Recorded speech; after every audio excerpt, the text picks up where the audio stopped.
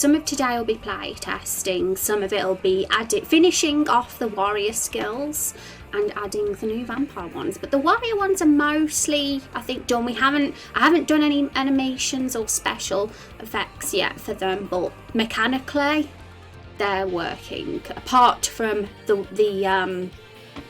one that involves debuffing plants only. I need to kind of do something so it only affects the plants, but we'll figure that out today. Also, something I wanted to do, I was going to edit something here.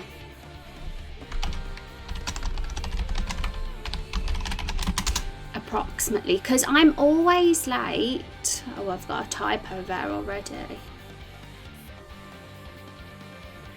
I never start on the dot, do I, everybody? And I have a question. If a streamer's late, is it off-putting? Does it make you leave the stream or feel tempted to leave the stream?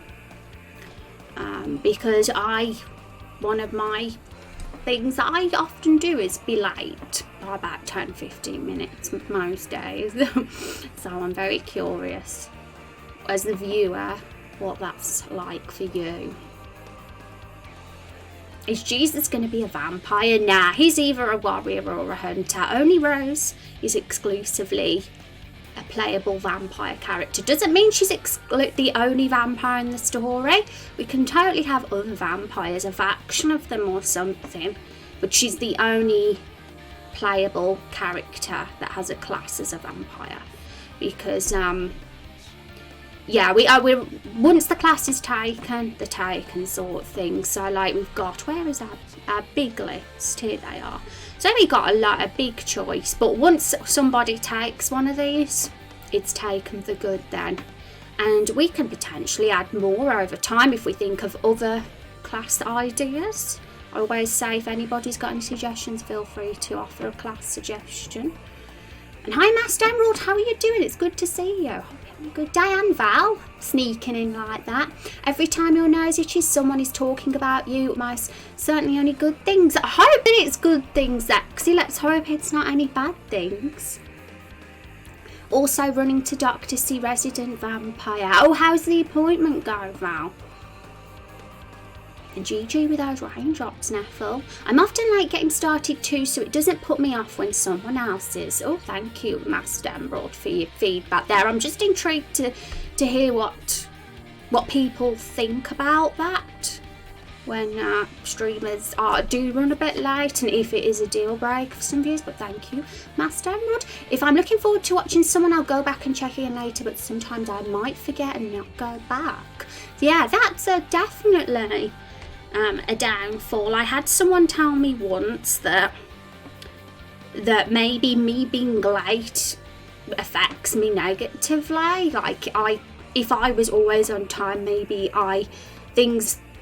maybe there'd be more people here or something. But I can't force myself to be on time. It's something I struggle with, and if I do, I get very stressed, and I don't want the rush to affect me negatively when I'm on stream. So I kind of take my sweet time a bit, and that way I'm just more relaxed and I enjoy stream more. I don't feel it's a burden or pressure, and I would never want to risk that, especially because I enjoy it so much, what I do on stream. I don't want to get burnt out or feel that pressure and then it slowly be put off.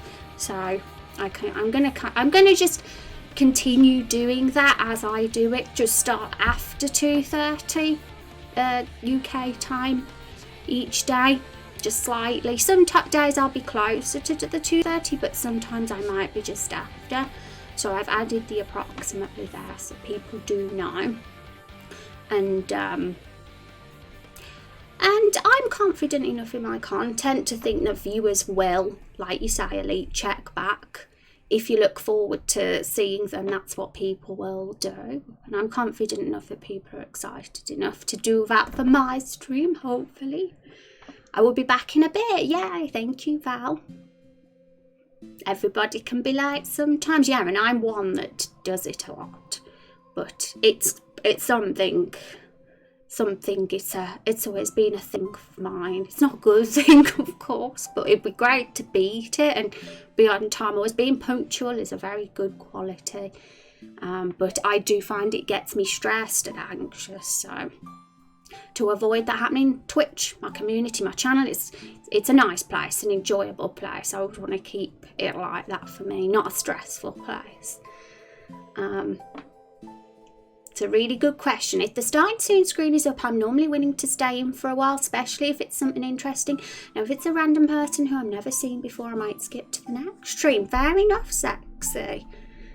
Finished my Raindrop Chronicles character yesterday. You did, Ellie. I looked as well at the form and I'm like, whoa, this is interesting. I'm really intrigued about, I'm not going to say too much because I don't want to give spoilers yet. I don't want to reveal anything until I've done the sheet, but I'm intrigued by the hamster part. I'm like, oh, what's this? But I really like your character. It's really fascinating. I love how you've like connected it with a current character that's here as well. I'm not going to say which one, but there's a certain character here that Elite's character has a kind of, he has a sort of allegiance with, I guess, and I really kind of liked that detail and how you've done that.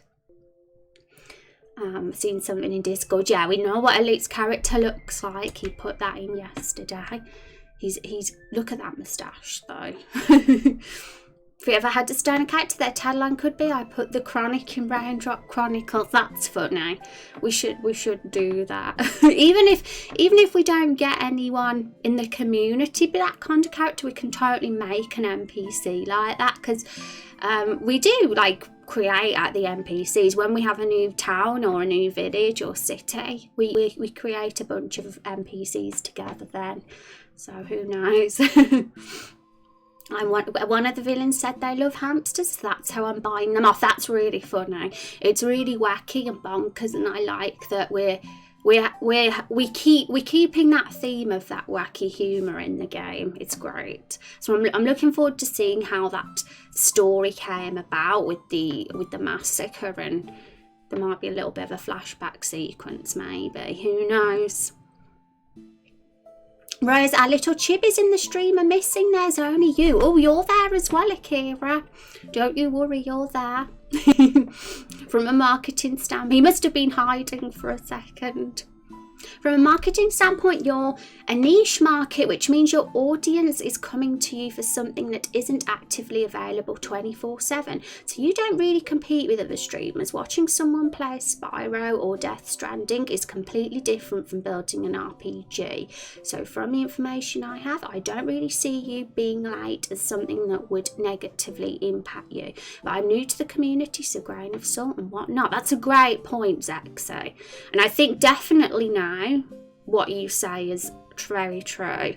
It wasn't, however, when I was a variety streamer. Like I only started doing this exclusively earlier this year, so I haven't been doing it for too long. I was a variety streamer for about a year, about just over a year before that point. So at that point, yes, for sure, being late was a bad thing. And but I think you're very true, and I think that's a very good point, and I am very confident in this content, and I'm very happy with what I'm doing, and it's awesome knowing people are enjoying it and are excited.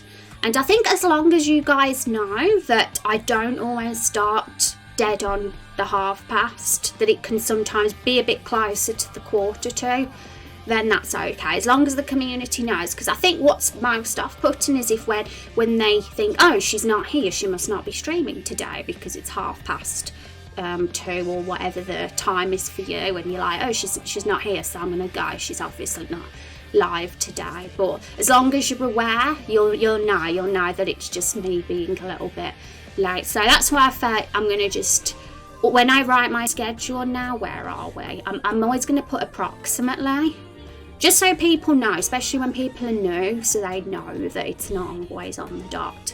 And I could easily be like, okay, I'm going to change my streaming times to 3 o'clock every day, like start half hour later, but I'm not going to do that because I'll probably end up still late. I'll just end up starting after 3, and I don't want to end up doing that. I like to make the most of the time I've got, so that extra half hour is really cool and I like it, so we'll keep it as it is. Has anyone seen True Baldy lately? I haven't actually. I think he's on holds, because I remember a couple of months ago he said he was going on holiday with some friends in November, so I'm pretty sure that's probably what he's doing at the moment. He'll probably be making a reappearance soon, because I haven't seen him in Rex's stream either, so that's probably likely. Oh, there is mine, yay. And our beard friend. What beard friend? Who's got the beard? Everybody's a beard. Who doesn't have a beard, right? Everybody's either got a beard or a moustache these days. Well, Elite's carrots, he has. The Swedish beard. Oh, right. Beard hasn't been active since he got a job. I mean, it's fine. I don't want people to feel like they always have to come to the stream. Beard was somebody that always came, like literally on a daily basis. In my early baby years as a streamer, but he ended up working during my schedules and things happen, life happens like that, and people who sometimes used to come every day can no longer do that because something, is going on during the time to stream, and it happens, and they're always welcome to come back and whenever they want to, whenever they get the free time. And the good thing about Raindrop Chronicles is that you'll always have a VOD to watch, so even if you can't make a stream, the VODs are there on YouTube or on Twitch, and you can still talk in the Discord as well, even if you can't make the streams, so it's always there. There's off-stream times to get involved and contribute to the game too. I'm just lucky I can watch while I work. Hi Rex, how are you doing? Yeah, and you're an early bird. What time is it for you right now? Is it like 6? Is it 6 or 7 a.m. or something? I can't remember the last time I saw those hours. But yes, it's unfortunate because the hours I do stream aren't suitable for everybody, especially if you live in Europe. It's not. My hours aren't ideal for people that live in Europe because of everybody's at work here at that time. So you only get to watch me really if you're from Europe, if you work from home or you don't work during, the times of stream. So, it's just one of those things. A lot of people will never find me on Twitch because of the times I stream, but then, a lot of people, that's how it works. Even streamers who stream late, there's people who won't find them because of times. You can't unfortunately reach everybody unless you stream 24 hours of the day. But yeah, I'm happy with who I've got. You guys are awesome. I couldn't ask for anyone better. It's 7. Hi Muffin Mancer, how are you doing? It's good to see you. I'm on a Christmas present watch for you guys, Rex. He has been asking what to get me for Christmas, but I've literally just said it's a really difficult one because he's coming to visit me Christmas, and I've basically said don't get me anything that's too big because you're not going to even have space in your suitcase, your luggage. So he'd have to get me something either that's small or something online. But I don't ever like demand presents. I'm extremely a simple human. Thank you. Rose is no help when I'm terrible. I'm useless. We went shopping for my birthday this year. Me and Rex did because I was over in the USA, and he was like, "Well, what do you want then?" And I was like, "I don't know." I was just like, I don't know. Well, it's terrible. I'm easy to please with presents. Like, don't get me wrong, I'm usually happy with whatever people get me. I'm not, but like I'm bad at choosing what I want. I just never know. Unless he ships it there instead of bringing it with. But I say that, but I do have a stream gifts link. I mean, so I'm not that bad. If you look in my panels, there's a link to my stream gifts, and basically what stream gifts is, hang on, have I got it here? if anybody doesn't know, it's literally an Amazon wish list, but it's made private so people can't find out the address of the streamer or anything, and it's all like done, it's all really awesome. It's a really great feature, or service should I say.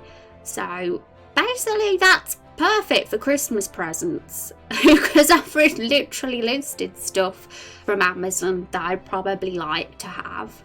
So there. Right now, at least it's Cactua plushie and Dark Tower 5/7 with the proper cover, or just get full set hardback and get it signed when he's in town. Yeah, I mean, I haven't even got those on my Amazon wish list, but the Dark Tower books are a strange one because of the cover. I'm like, I'll tell you the reason why I didn't even continue reading the Dark Tower, and it's really lame. I was like reading book 4 and I was like, I need book 5. So I ordered book 5 and it ended up coming with a different cover. And I was like getting really mad. I says, this is not the same cover. And I ended up just like getting rid of it. And because I always like the exact same in my collection. I don't like a different cover. And I just ended up stopping reading the series. And I know that if somebody tries to get me book 5 and the other books, they might potentially end up getting the wrong cover. And what was so annoying was that the actual eBay or Amazon, wherever I bought it from, it was one of them, they had the cover I wanted. You know when it shows a picture? They actually had the correct cover, but when it came, it was the wrong one. And I was like, hey, this isn't right. They should have put the proper cover up on the picture. So yeah, I'm always very careful like that. I make sure it's the right one, but unfortunately it was their fault.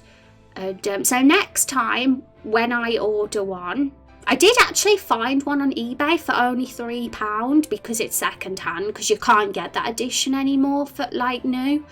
So it was like second hand, and it showed the proper picture of the cover I want. So I'm going to actually message that person and say, hey, this is the right cover, isn't it? You're not lying. Just to make sure, because otherwise I'll buy it and it'll be the wrong one again. Anyway, let's catch up with chat because I've been rambling so much. Yeah, we went fridge shopping for birthday and we left for more with a jacket, shirt and Switch controller all for me. Yeah, we ended up shopping for Rex instead and it was my birthday. How tragic is that? And hi Juice, how are you doing? It's good to see you. A bat plushie would be amazing. I was thinking about the vampire skills last night, just randomly, and I was thinking, how cool would it be if when Rose gets a bit later on in the skill tree, when she's a bit more powerful, there's an opportunity to have a pet bat in battle with you. A bit like a Beastmaster and Summoner and Hunter, how we're planning for them to summon animals, and Rose could have a vampire. Just exclusively for her. I mean a bat, sorry, not a vampire. That was just something I visioned. I was like, that's pretty cute. It's a cute thing for a vampire class to have. Had to help them find out what they like because they didn't even know, yeah? Thing is, if I have a good think about it, I can usually think what I want. Because I have very, very specific tastes in things. So, there's a lot of things out there I'm obsessed with and like. But it just takes me a while to think of it. And I must say, if we were to go shopping, we'd get nothing for me because the shops never have anything I like. They're too generic.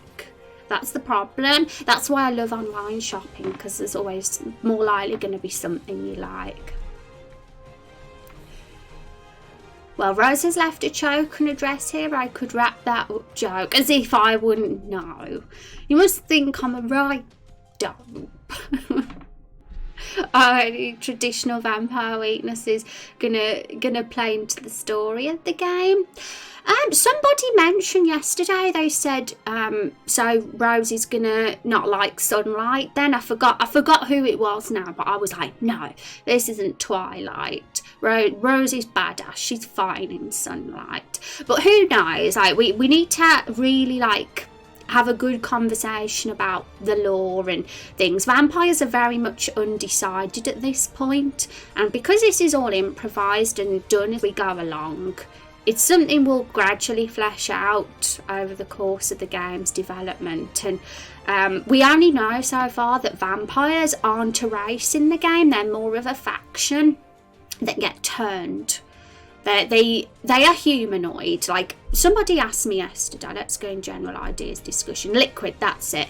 He asked about, because he's tempted to make a vampire character when he reaches the 500 raindrops, and he was asking about the vampire, and I basically said it's not a race. Like, it's not, Rose is actually a human, she's not a vampire, she was turned into a vampire.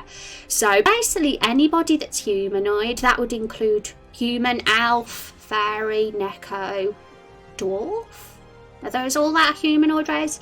All of those, any of those races can be vampires, you know what I mean? Like, they're all humanoid. The only ones that couldn't be are the beast races, because it's just impossible. I'm not saying it's impossible. Like, I could edit the assets to make, say, a feline or reptile be a vampire, totally fine, but it's in the way the Generation RPG Maker works, I can't do that automatically like I can with the humanoid races. But I'm not going to say never, but basically vampire's not a race, it's just, I suppose, a faction or something of people. And you're not born a vampire in this world. That's pretty much clear. You kind of turned into a vampire through magical methods.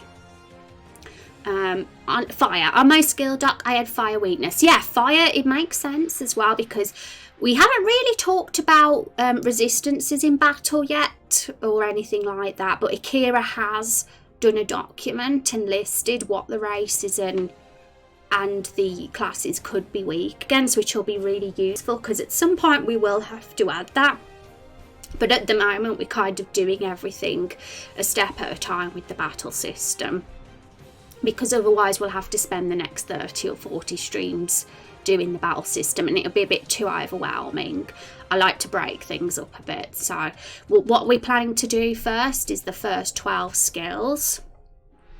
We finished all the enemy skills now, so that's a big job out the way. We focused on them last week and the week before, but we're kind of working this week on warrior, hunter and vampire, and we're only going to be doing the first 4 skills, just so it's, because that's really all we need to do at the moment. We're only in the Everbloom Forest for now, and I can't see us needing to do more of the skill tree quite yet. Tree? Gosh, what's that? Tree, that's it. So when we get to the next dungeon, that'll be when we expand the skill tree even more. We can gradually flesh out the battle system and what it's going to be like as time goes on, as long as we do it before episode 1's release, because I do kind of want the game's visual look and mechanics to be decided by episode 1's release, but that's a while off yet.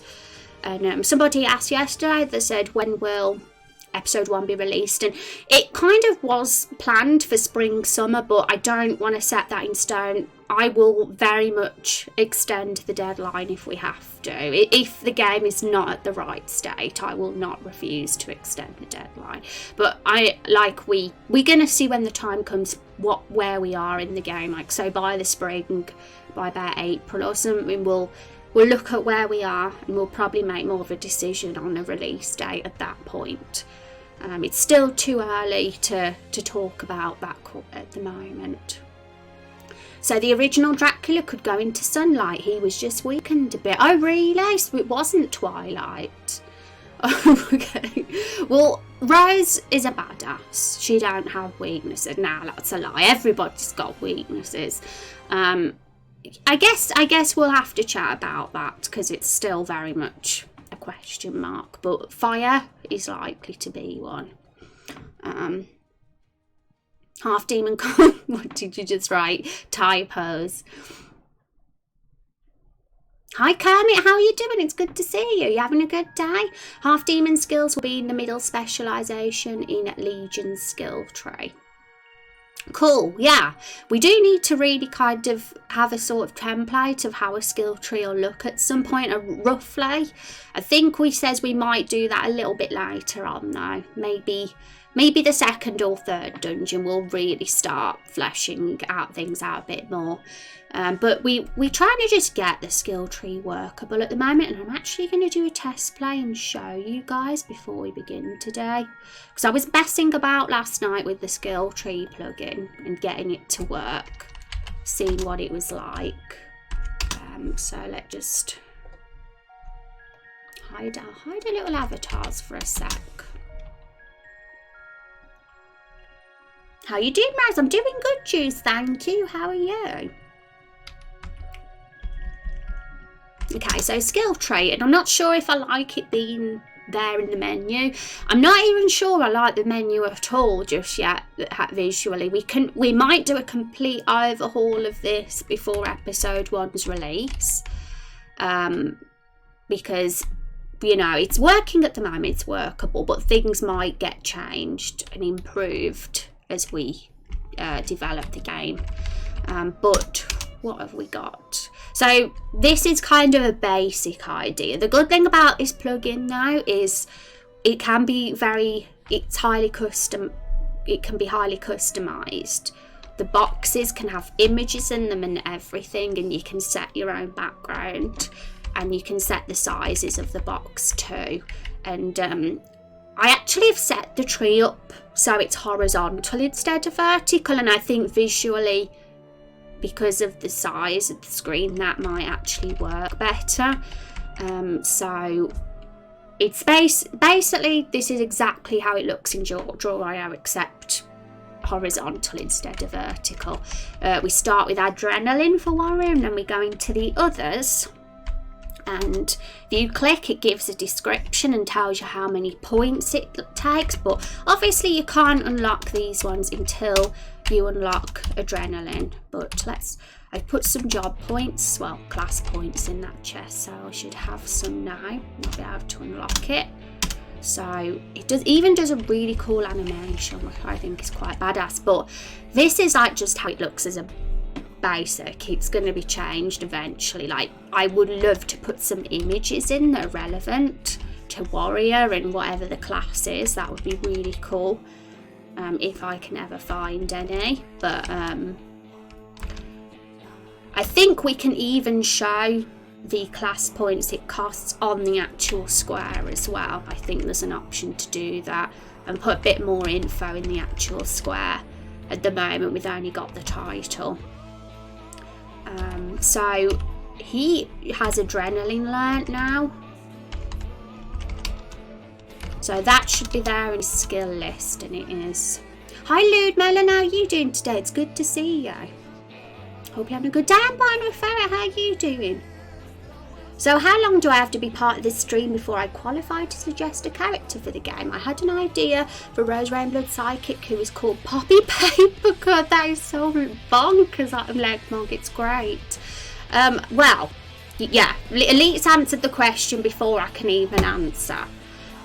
So 500 raindrops is what you need, basically. Elite managed to get his 500 in just 3 weeks. Just so you know, chat, it's very possible to get the raindrop requirement in just a mere month. Elite has proved it. I think Juice was another that proved that you can get them quite fast as well. Right now we're sticking to the 500 raindrops for the character, although I have said, say if like there's a load of new people here, just hypothetically say that happens, and we get in characters submitted left, right and centre, too many for me to keep up with, then I would probably increase the requirement. But I'd say for how we are right now, the 500 is perfect, because we seem to be getting the ideal amount of new characters every so often. We're getting a couple every month or so added to the game, and that's quite a nice amount to keep up with. So we've got Elite, Juices, and Fantasia and White Wat's character to still do a character sheet for. So that's 4 characters that will be done shortly. White Wat's I'm not doing yet because he needs to send me stuff, so he's told me to hold on a bit longer. But so we've got 3 to do. Next question, how does one get raindrops and how can I tell how many I have? Thank you guys for being so answering all the questions before I can even see them. You're the best. I appreciate you. But just so you know, all these sort of questions, when I make the website, I'm going to expand on the current FAQ we have, because we do have an FAQ Google Doc, but I say it's quite basic at the moment. I can definitely add a bit more to that, so people's questions are clearly answered. And I'll expand on what raindrops are, and I kind of got an idea what the common questions are at this point. So, but if you've got any suggestions for what I can add to the new FAQ page, then let me know, okay, guys? And I will get it done when the website's up and running. But yeah, it's basically the stream currency, isn't it? Oh my gosh, have I missed? Sorry if I've missed any of your chat. I'm looking back now, but if I have and you've got an important question, feel free to copy and paste it, because chat's gone by pretty fast at the moment, so I might have missed something. 69 my raindrops. 2 times, yeah, that's very true as well. You get double if you're a sub in the stream. And hi CFS. That's a lot. 8 months of subscribing and 2 years of follow. That's a celebration I have to do. Yay! That is awesome, Akira. We're so close to Poppy Pickup being a thing. I wonder if she can come to life before New Year's. I wonder, Legmog. Are you allowed to tell us what race this character's going to be, or do you want to keep it a secret? I'd love to know more. I love the funny, wacky ideas some of you have. Elite's character, I just read his character form last night, and it's going to involve hamsters. It's so funny. It's crazy. It wasn't that mentioned in stream last week or the week before, I swear it was. You were talking about the massacre at the Everbloom Forest and how it involves hamsters. I swear you were. And it actually will. It is actually going to involve hamsters. It's crazy. Okay, so yes, skill tree. I said that we weren't going to do the skill tree until Thursday's stream, but I'm kind of going to be doing them as we go along now. So as you can see, this isn't going to be the final visual design, just so you know. I do plan to make it look absolutely astonishing eventually, but we've just got the basic little square slots in for now, but it's workable, it's working, and that's the main thing. So right, squish it hasn't been done though. That is the only skill I haven't done mechanically yet, but I do want to consider vampire today as well. Ghosty, oh my goodness, the sub, thank you for the Twitch Prime sub, Ghosty. Can we have some hype for just a ghost girl chat? She's a famous Instagrammer and she's subbed to me. What's going on? What's going on, Ghosty? The armoured reptile loves hamsters, so I'm buying him off with some. Yeah, I love that little addition. It adds a bit of funny humour into a very serious dark plot line, I must say, because it's very. I read it and I instantly thought of Walter O'Dim when I read your character, Elite. I was like, this is the Dark Tower. It's great. Vampire is better than Jesus. Yeah, everybody's going to have classes they enjoy playing more. And that's why we can have a party choice system and stuff later in the game as we get more party members. You might be forced to have your custom hero in now, because them being your character that the personality's all based on and stuff, and the morality system. But you do get the choice between warrior and hunter, so if you don't like being an axe-wielding warrior, be a hunter. If you don't like being a bow and arrow hunter, then be a warrior. So just pick your fave, I guess. And thank you for the hype for Ghosty, everyone. I appreciate it. I'm a famous influencer while my dog thinks I'm great. Yes, but you are famous, Binary. Everybody here is famous in my heart. Greetings, old friend. I will never forget how we stormed the trenches in World. Oh, Legwog and Master Emerald, you guys are friends? My goodness me, it's a small world. I have no idea about the races or anything. I literally just come here to listen to the sensational voice. Oh my goodness me. It's my voice. If it wasn't for this voice, I would be a nobody. No, honestly guys, say if I had a different accent, would you not come to the stream anymore? Is this what you're saying? Is it the accent that does it for Legmog? Okay, so let's finish what we do now. Let's go back to the database, and we'll have to set Rose's skill tree up as well, because hers isn't set up yet. There's a little problem. Some of you might remember how I broke the database last night. I mean, yesterday afternoon, last night. I don't stream at night time. What am I talking about? I broke the database in yesterday's stream. We did have 8k skills, but we was experiencing a bit of lag, so I've actually put it back down to 6k. But we're still getting lag. And it seemed it makes sense why there was a limit in the first place, because obviously RPG Maker MV realised that it can cause lag if you add any more. Oh my goodness me, my voice has gone funny, my throat. But I don't want to have it back to 2k, because I just don't think it's going to be enough, and I don't like that limitation. So I'm going to keep it as it is, but if I ever feel like we don't need that much, I might decrease it a touch. I don't know yet, we'll see. Because you know how a lot of our skills are going to have 5 levels? Like, for example, most of these skills here will be leveled. They won't just, they'll get slightly more powerful.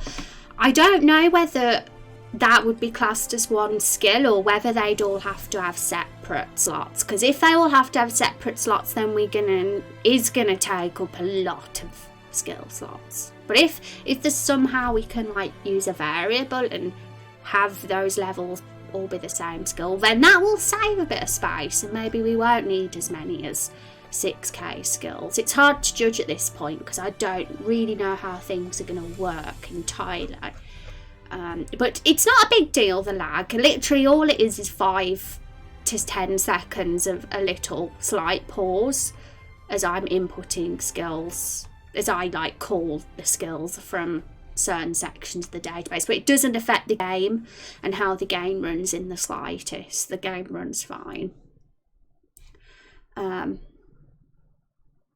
Now it's the personality. I'll be lying if I do watch you mainly because of RPG Maker. Oh, that's awesome, Lewd Melon. That's great to hear. So Just a Ghost Girl is an Instagram model. Checks this out. Grabs a Japanese style fan and fan self. Yeah, she is. She's famous. She denies that she is, but she is. I sense true love. Heart belongs to the voice. My voice. With or without accent, I'll be there. This stream carries so much positivity and provides so much. Helps me a lot when I'm sometimes down for personal reasons. So yeah, I'll still be there trying to interact as much as possible. You're awesome, Rose. Keep up. Thank you, Akira. That's so kind. That makes me happy. I'm glad that I can be a positive place for any of you. When I know, like, real life's boring, isn't it? Let's face it. In this stream, I tried to make it a place for us to escape real life, because it's just, you know, it's a fantasy story that we're making together, and I think that makes people happy. Writing the story together and enjoying our creations that we've made. I don't think there's anything more fun than that. Better to find something attainable. Yeah. Okay, so we've got Hunter. Oh, okay, where are we? Still not got the right thing up. Here we go. So Hunter's kind of the next one, but we'll leave Hunter for now and we'll focus on Vampire. I promised a Vampire stream today. And I'm still a little bit unsure what are going to be our first Hunter skills. So Vampire, we've got more of an idea, a bit more of an idea. So we'll start with Vampire, I think. Adrenaline, Frenzy and Warcry have been implemented. Squish It hasn't yet, and that's only because it's a little bit more confusing. But I think I have an idea how I'm going to get that set up.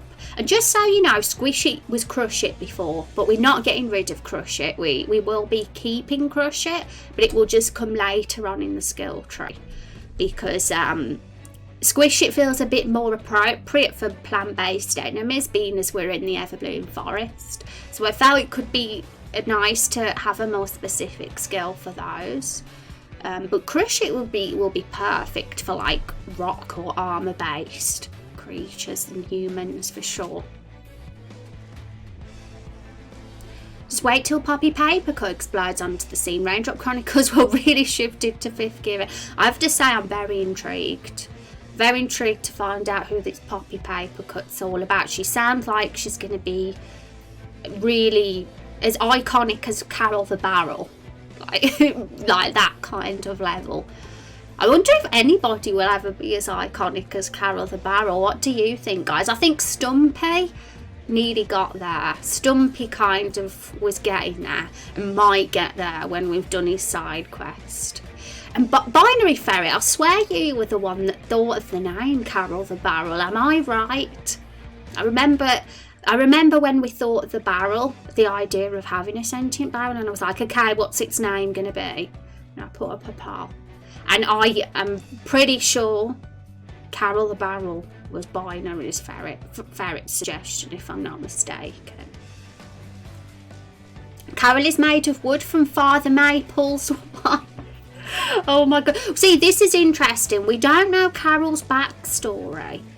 The thing is, though, there's one thing that goes against that theory. I must say, Elite, it's rather fantastic.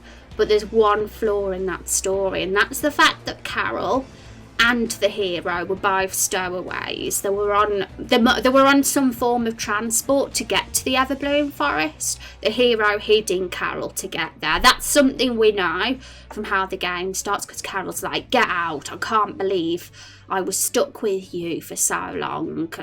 But we don't really know where she came from. Maybe she was born in the Everbloom Forest and she was somewhere else, or maybe she was born somewhere else, and who knows, we just don't know anything. And it will be fun to potentially talk about her history and how she came about, like how she came into existence. But Father Maple's one, I like it, I have to say, I do. I like that. I really need to start thinking about a character. Yay, I can't wait. I can't wait to see a character, Master Emerald. Just remember laughing about it. Hi Storm, how are you doing?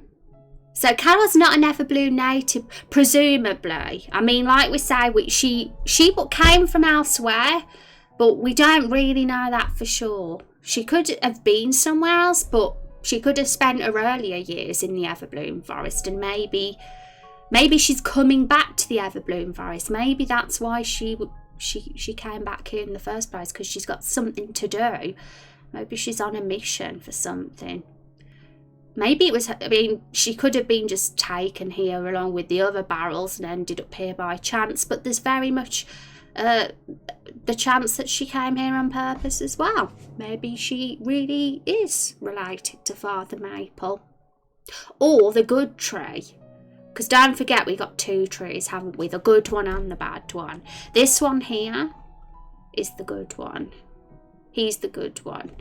We decided that really early on. He goes by the wise old tree trope. And we don't know much about him at all yet. We haven't really fleshed him out either. But we'll have a lot of opportunities to do all the story fleshing out once we've got the boss stuff and the battle stuff out of the way. I definitely want to dedicate a few weeks to that. I'm doing good, Storm. But yeah, so good tree is him, and bad tree is this one, Father Maple.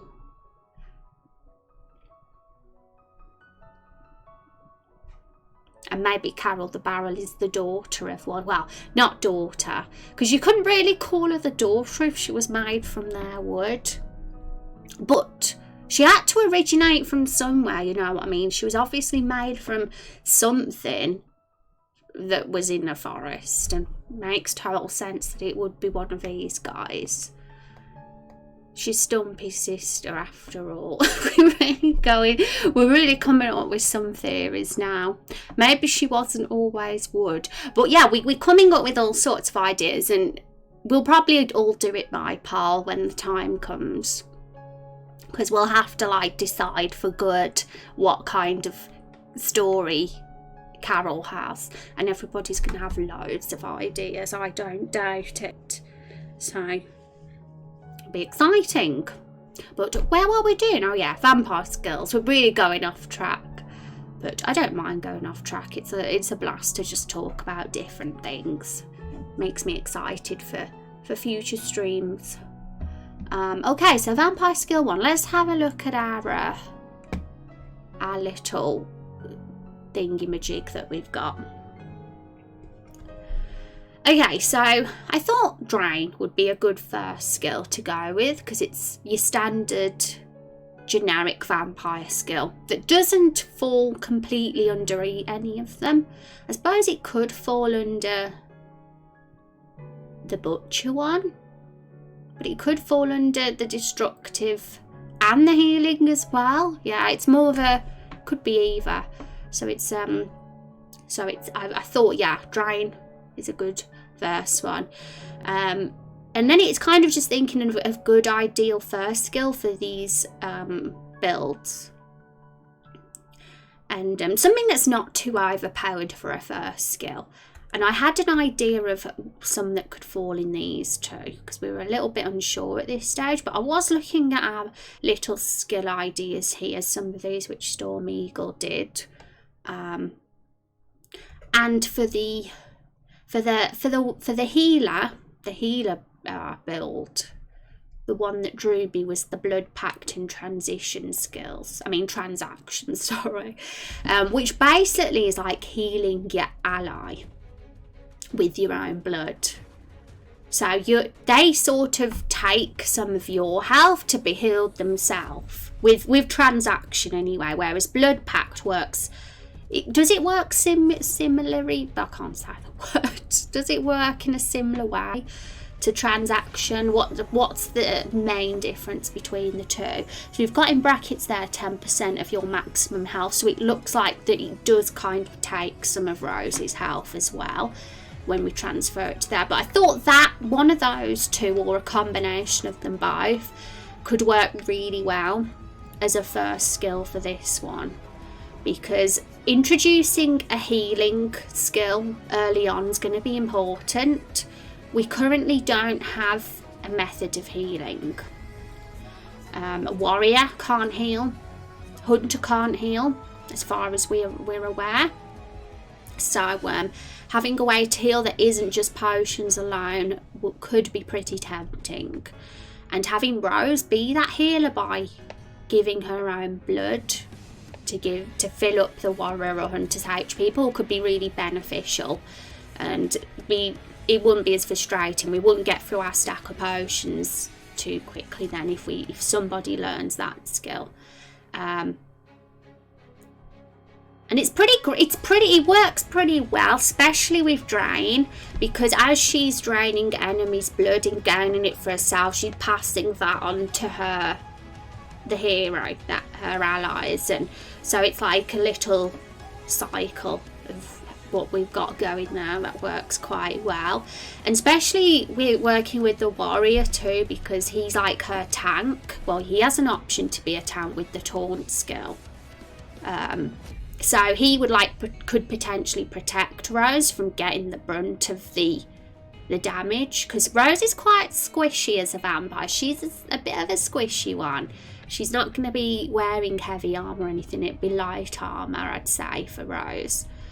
So yeah, she's squishy. So it's a good thing she kind of has. I think the warrior and Rose would work well together. Hunter, we're not sure about yet how they'd work with Rose, because we haven't planned it. But I think a good synergy, like thinking about early on how they're going to work together, is important. So I think that's why I thought for this box having a healing where like one of those two would work great. Transaction heals, and blood pack gives bonus health, which can be healed because like defense or attack, you can increase HP like a stat. Okay, so they're similar but different then. And I guess it's just thinking which one is probably the best and maybe the most simple to start off with first. Because this middle branch is the sort of healer. They will use their blood and enemy's blood to heal and buff their allies. So this middle one's all going to be about that. Whereas this one here is similar how they use blood and that, but it's more of a destructive version. So that's the healer buffer, and that's going to be the destructive magic one. Whereas Butcher's just all out rage and DPS. So I think they're quite versatile. But for this one, I was thinking about what could be a good first one for the more destructive vampire then, that uses blood magic. And I looked at bleed. There was the 5 bleed damage for 5 turns, but it's kind of a modification of that, the idea I had. And actually I was looking at some other games that have vampire skills, and I read something like this and it gave me the idea, so I'm just going to reread that.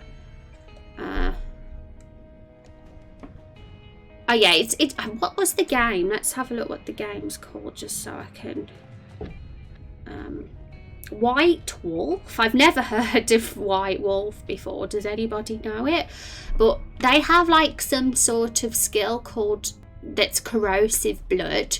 Basically what the skill does is it alters the properties of their own blood and they make their blood corrosive, and then that blood goes on to the enemies and damages them over time. It's like a bit of a dot, so it works similar to bleed in how it's a dot, but it's not their own blood that's bleeding, if that makes sense. It's Rose's blood that she's turned corrosive and is using as a way to hurt them over time.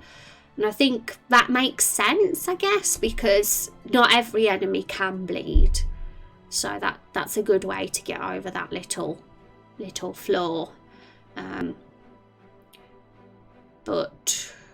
that would potentially fit there, I think, because it's a destructive blood magic spell. I suppose it does fit into that kind of thing, so that could work. What do you guys think? Hi Kung, how are you doing? It's good to see you. Hope you're doing well. Okay, yeah, how's the little one? So there, I've just rambled on about the ideas, so feel free to challenge me and feel free to tell me what you think. I will be going for these, but I'm also up for hearing opinions on what you all think.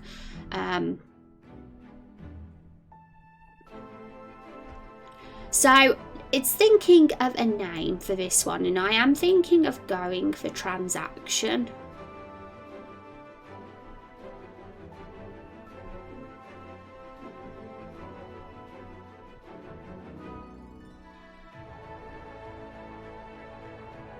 Because I feel that could be a good one.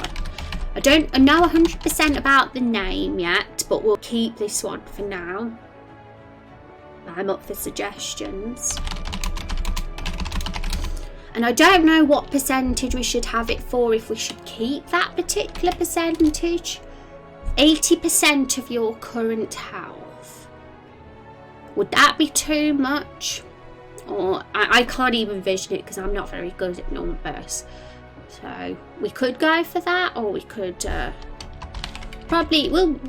chances are we'll just pick any number and then we'll test the battles and balance it later. Because when I see numbers, sometimes I'm just like, oh, I don't get it until I actually visually see it happening and working.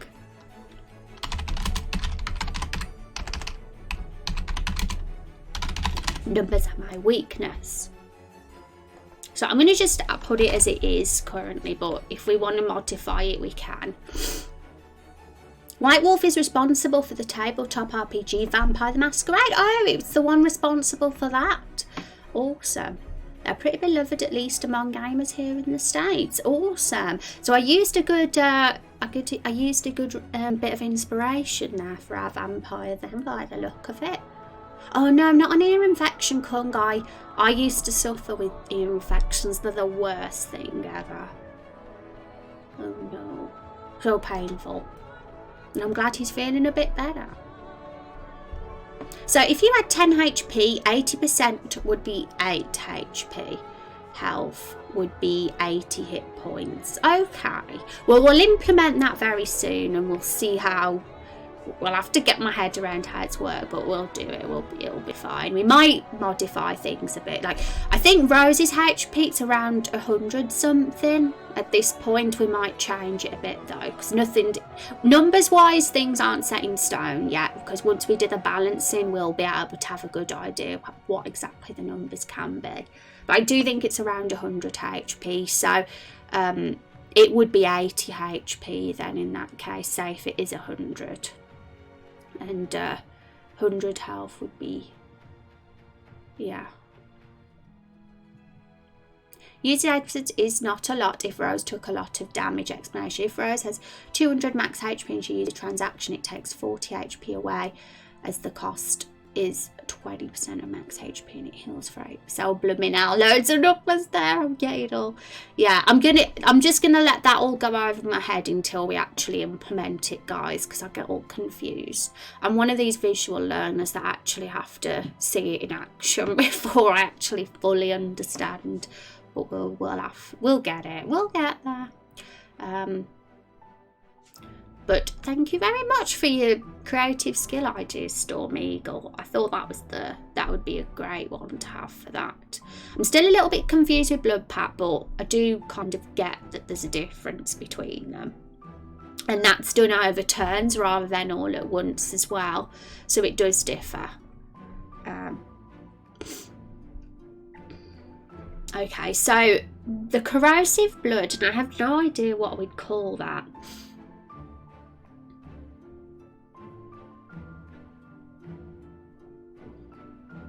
And it's kind of a bit similar to your sanguine pool skill. It's the kind of idea I got for this is kind of a cross between bleed and that.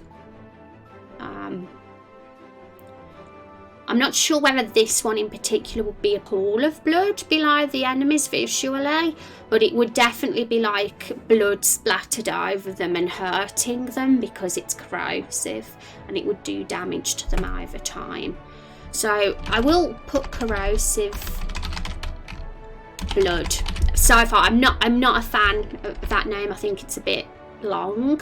I'm actually unsure whether I want blood in any of the vampire skill names, and the only reason for that is because if we have a lot of blood and bleed in the names, they could all start sounding very similar and people might get confused what skills what. So I kind of want to give them very distinctive names from each other, and I think having blood there might make it, yeah, more generic in name than I'd want it to be. But that name basically sums up what it does do. But we can change the names, you know, eventually, if anybody has any ideas. But we'll get the description in so we can at least write what it does. Hi Rubson, how's it going? Hope you're having a good day. You could call it corrupted blood or burnt in taint or retribution. Oh, thank you, Zaxi. Funnily enough, we've already got a retribution skill, one of the enemies. I loved the retribution name. I love that as a word. It's great. I'm a fan of like one word named skills. The shorter and sweeter ones are great, but obviously because we got it for our deer, we'll have to think of something else. Burning taint is pretty cool. I'm very much likely to go more for one that's not got blood in it for sure. Just so, because I know we'll just end up once all the skills are done, 50% of them would have the word blood or bleed in, and I think that kind of just makes me think, too similar sounding. And you know, if we got a lot of skills, if you think endgame, if there's a bunch of skills then they've all got the word blood in them, people might forget what they are, because they'll all like kind of merge into one, if that makes sense. I feel that's how it would be for me if I saw a bunch of skills on the list, that I'd forget. I like them all to stand out very well, be very unique from each other.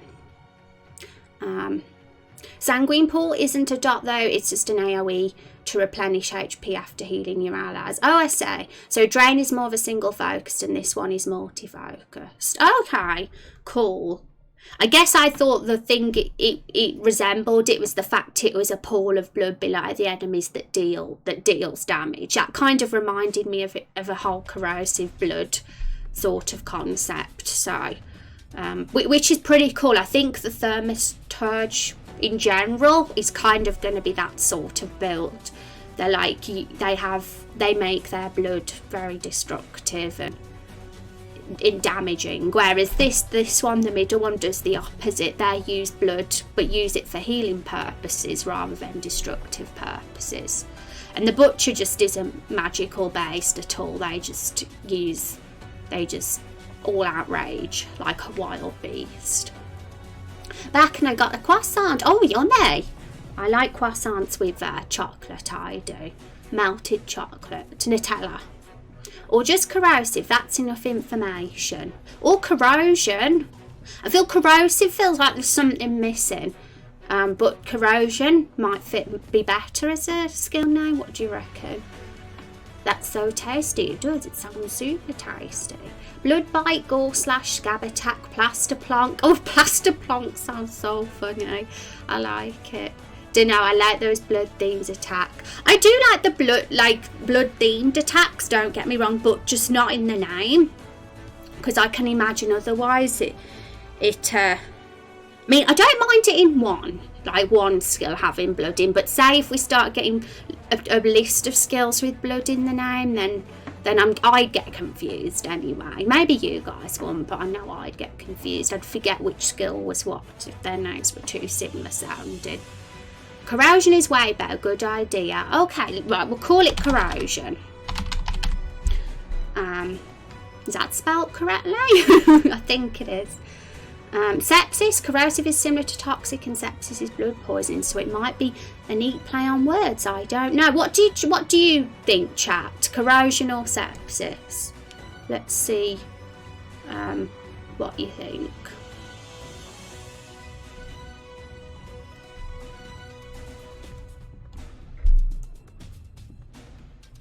Rose's favourite muffin?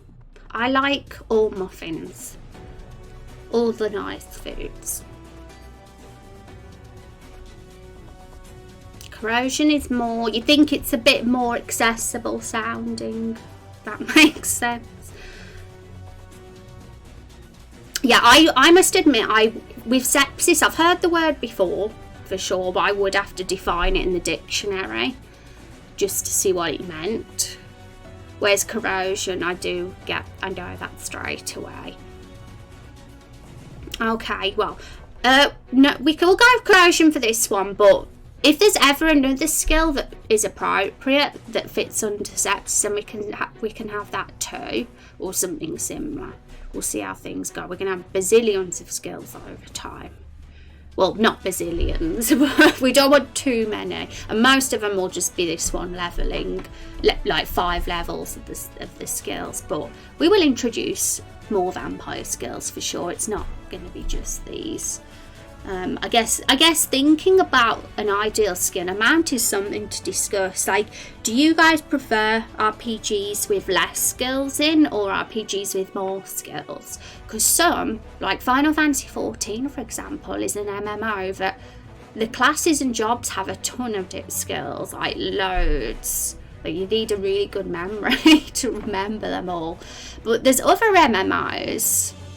I'm not sure if Elder Scrolls Online is one because I've never played it, but that might have less skills, like hardly any if I'm honest. Because I remember a friend saying to me once that they actually didn't want to play Final Fantasy XIV because there was too many skills. that says that was a deal breaker for them, and they just preferred playing games that didn't have many skills. But it's just, I don't know, it's one of those subjective things, isn't it? Back to your bloodstream, enough for streams to shut down, in danger of dying. Oh, okay, interesting. Never too many. See, Lube Melon likes lots of skills. It's funny, isn't it, how some people think, yeah, more skills, and others are like, no, that's skill bloat, not playing. There's no pleasing everybody. Gonna go for now. Take care, everyone. Have a nice day, night, and keep the good vibes. Take care, Kieran. Thank you for all your input and for your skill ideas too. And good luck with the gunslinger. Well, gunner now, should I say. SO have hecking lots of skills and oh, do they? I've never played it, so I honestly can't say, but I swear the person that said to me that they didn't play Final Fantasy for that reason was because they were a big Elder Scrolls Online player, and they were like, I prefer how ESO does it.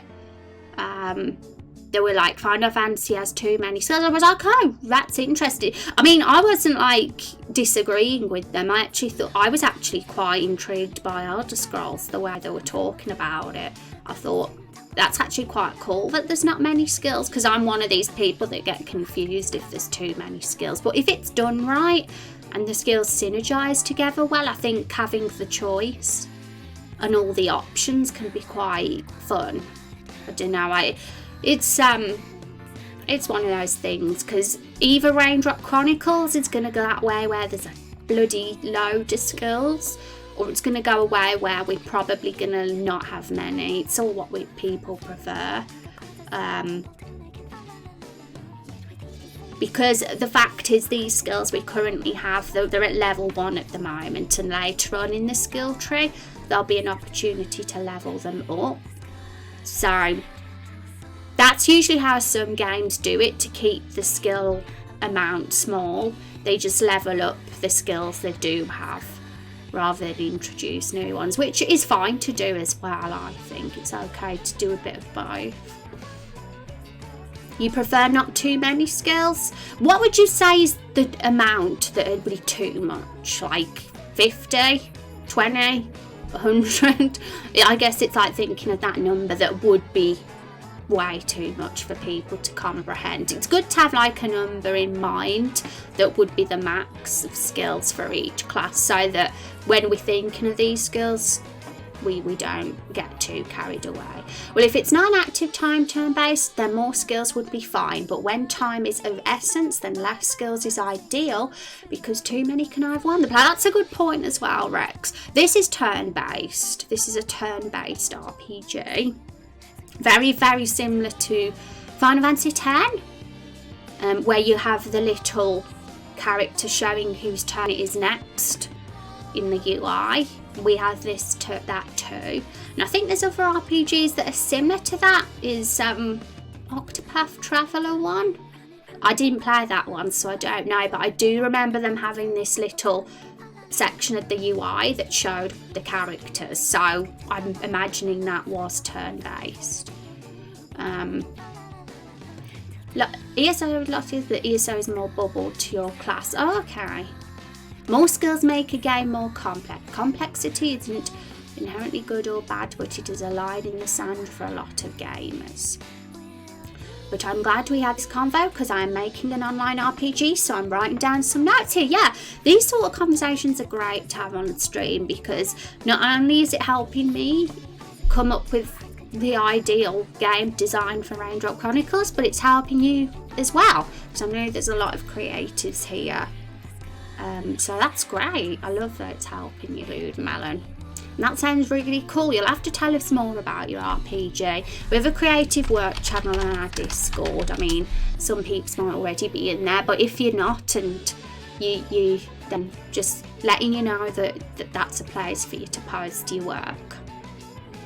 Okay, so, well, I'm happy to talk about this more, this concept of lots of skills or not so many skills. I'd love to hear a number of how many skills you feel are the deal breaker in RPGs, because it's nice to like have that limit then. so I know that the point that maybe it's too much. Already joined, yay! Maybe around 30-45 skills is like my personal optimum per class. If I had time on my turn to think through what I want to do, then I want more skills than usual, because it opens things up and allows me to strategize. However, balancing skills can be challenging. Lots of skills can be moot when a powerful combination is easily discovered, making others effectively useless. And yeah, that's the challenge as well. I don't want our skills in Raindrop Chronicles to be pointless. I'd love every skill to always be great and useful from early game to end game, or whenever it is that they're unlocked. For example, we were talking about adrenaline yesterday, which is a buff for the warrior. It's a first attack they can unlock, and it buffs their attack and defense by 25% for 3 turns currently. That's the current way we've got it anyway. Things might change when we have to balance. And I was like, I would hate adrenaline to be one of those skills that people use, but then are like, nah, and it just sits there and does nothing and is a useless skill. But you don't want it to be OP either. You want it to have that balance between useless and completely overpowered. You want it to be somewhere in the middle. I feel like how it is at the moment, it encourages people to use it right at the start of battle. Because on the average mob probably would take about 3 turns. Nah, it would take longer than 3 turns to kill.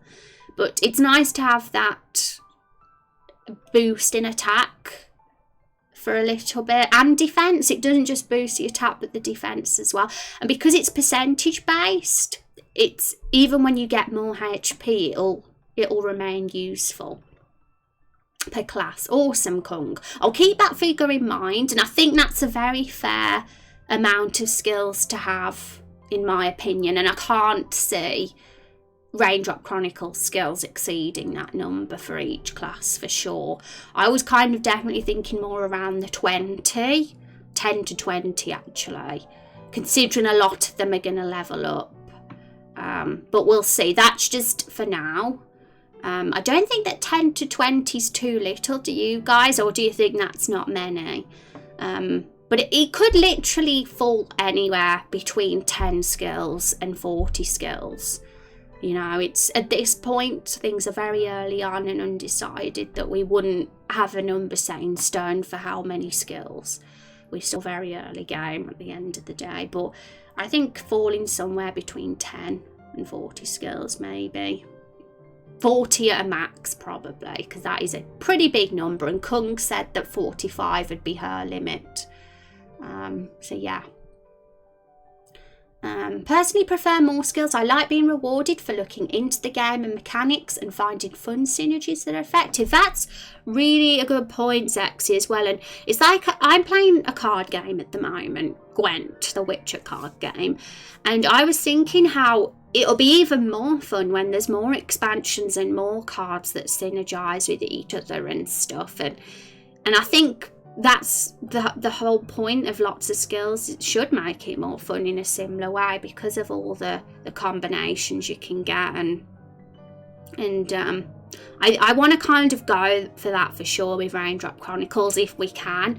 I don't want to end up... All I don't want is useless skills where you think, that's a crappy skill, and it just sits there and never used. I want all of them to have a good use. So I guess it's just making sure that happens, I guess, when we do all the balancing and skill creation. I think it comes down to how it categorises skills and how many skills a character have to juggle around. In RPG Maker, you have all skills displayed, where in most MMOs, RPGs, you have 5 skills you use and can't change mid-combat. Yeah, sometimes like you're very...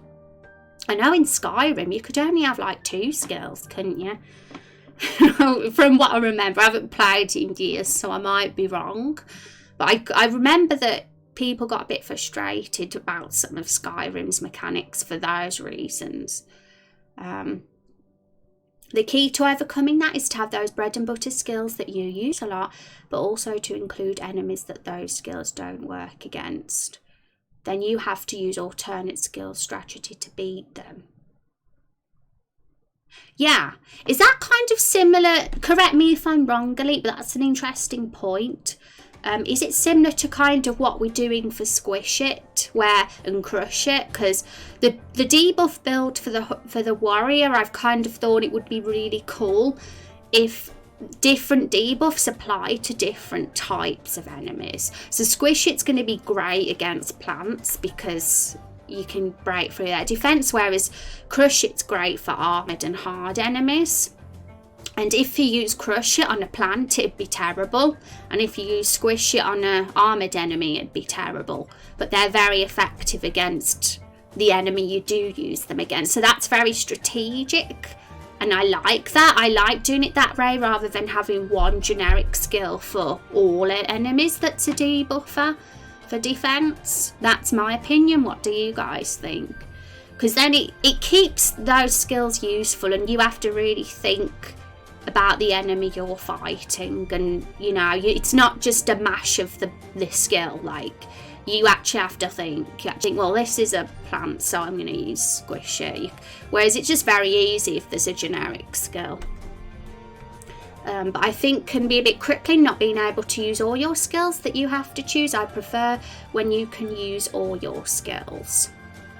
Yeah, everybody's got a different opinion. I suppose it's finding that good balance to make everybody happy. And now I think it's a very impossible thing to make everyone happy. But it's always good to try and consider things so we can come up with a good system. Like Pokemon, you can use a fire or water starter Pokemon to KO a bunch of stuff, but might need to switch when an opposing type comes up. Exactly. And when we have a mage, a sorcerer, which we do have, Beard's characters that, he'll use different elements, I'm sure, and if he uses fire against things that are weak against fire and vice versa, that is also a really good cool thing too. And like Lulu in Final Fantasy X and Vivi, the black mages were really cool for those reasons. I was just thinking, same for Pokemon as well, that's a good example, Elite.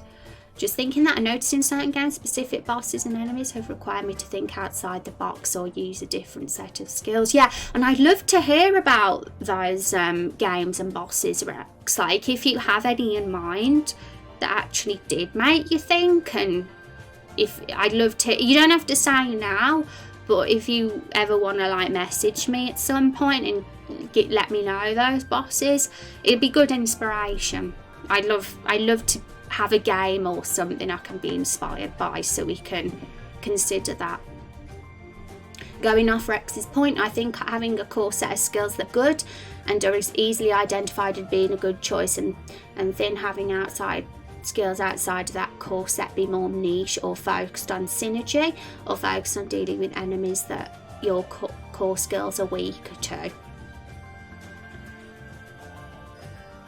Yeah, I'm also gonna, this is a really interesting conversation and you guys are raising some really good points, and I'm gonna be watching the VOD after stream and make some notes myself, because it's just gonna be useful just to remember all this for sure. 10 to 20 is the start, and you can always expand the tree. Yeah, and because this is episodic as well, there's always that opportunity to have more over time. And I think having a sort of gate or some mist or whatever that shows that you can't get past the skill tree at a certain point is ideal for the episodic nature of the game, and it kind of takes the pressure off us as designers as well to think of all these skills straight away.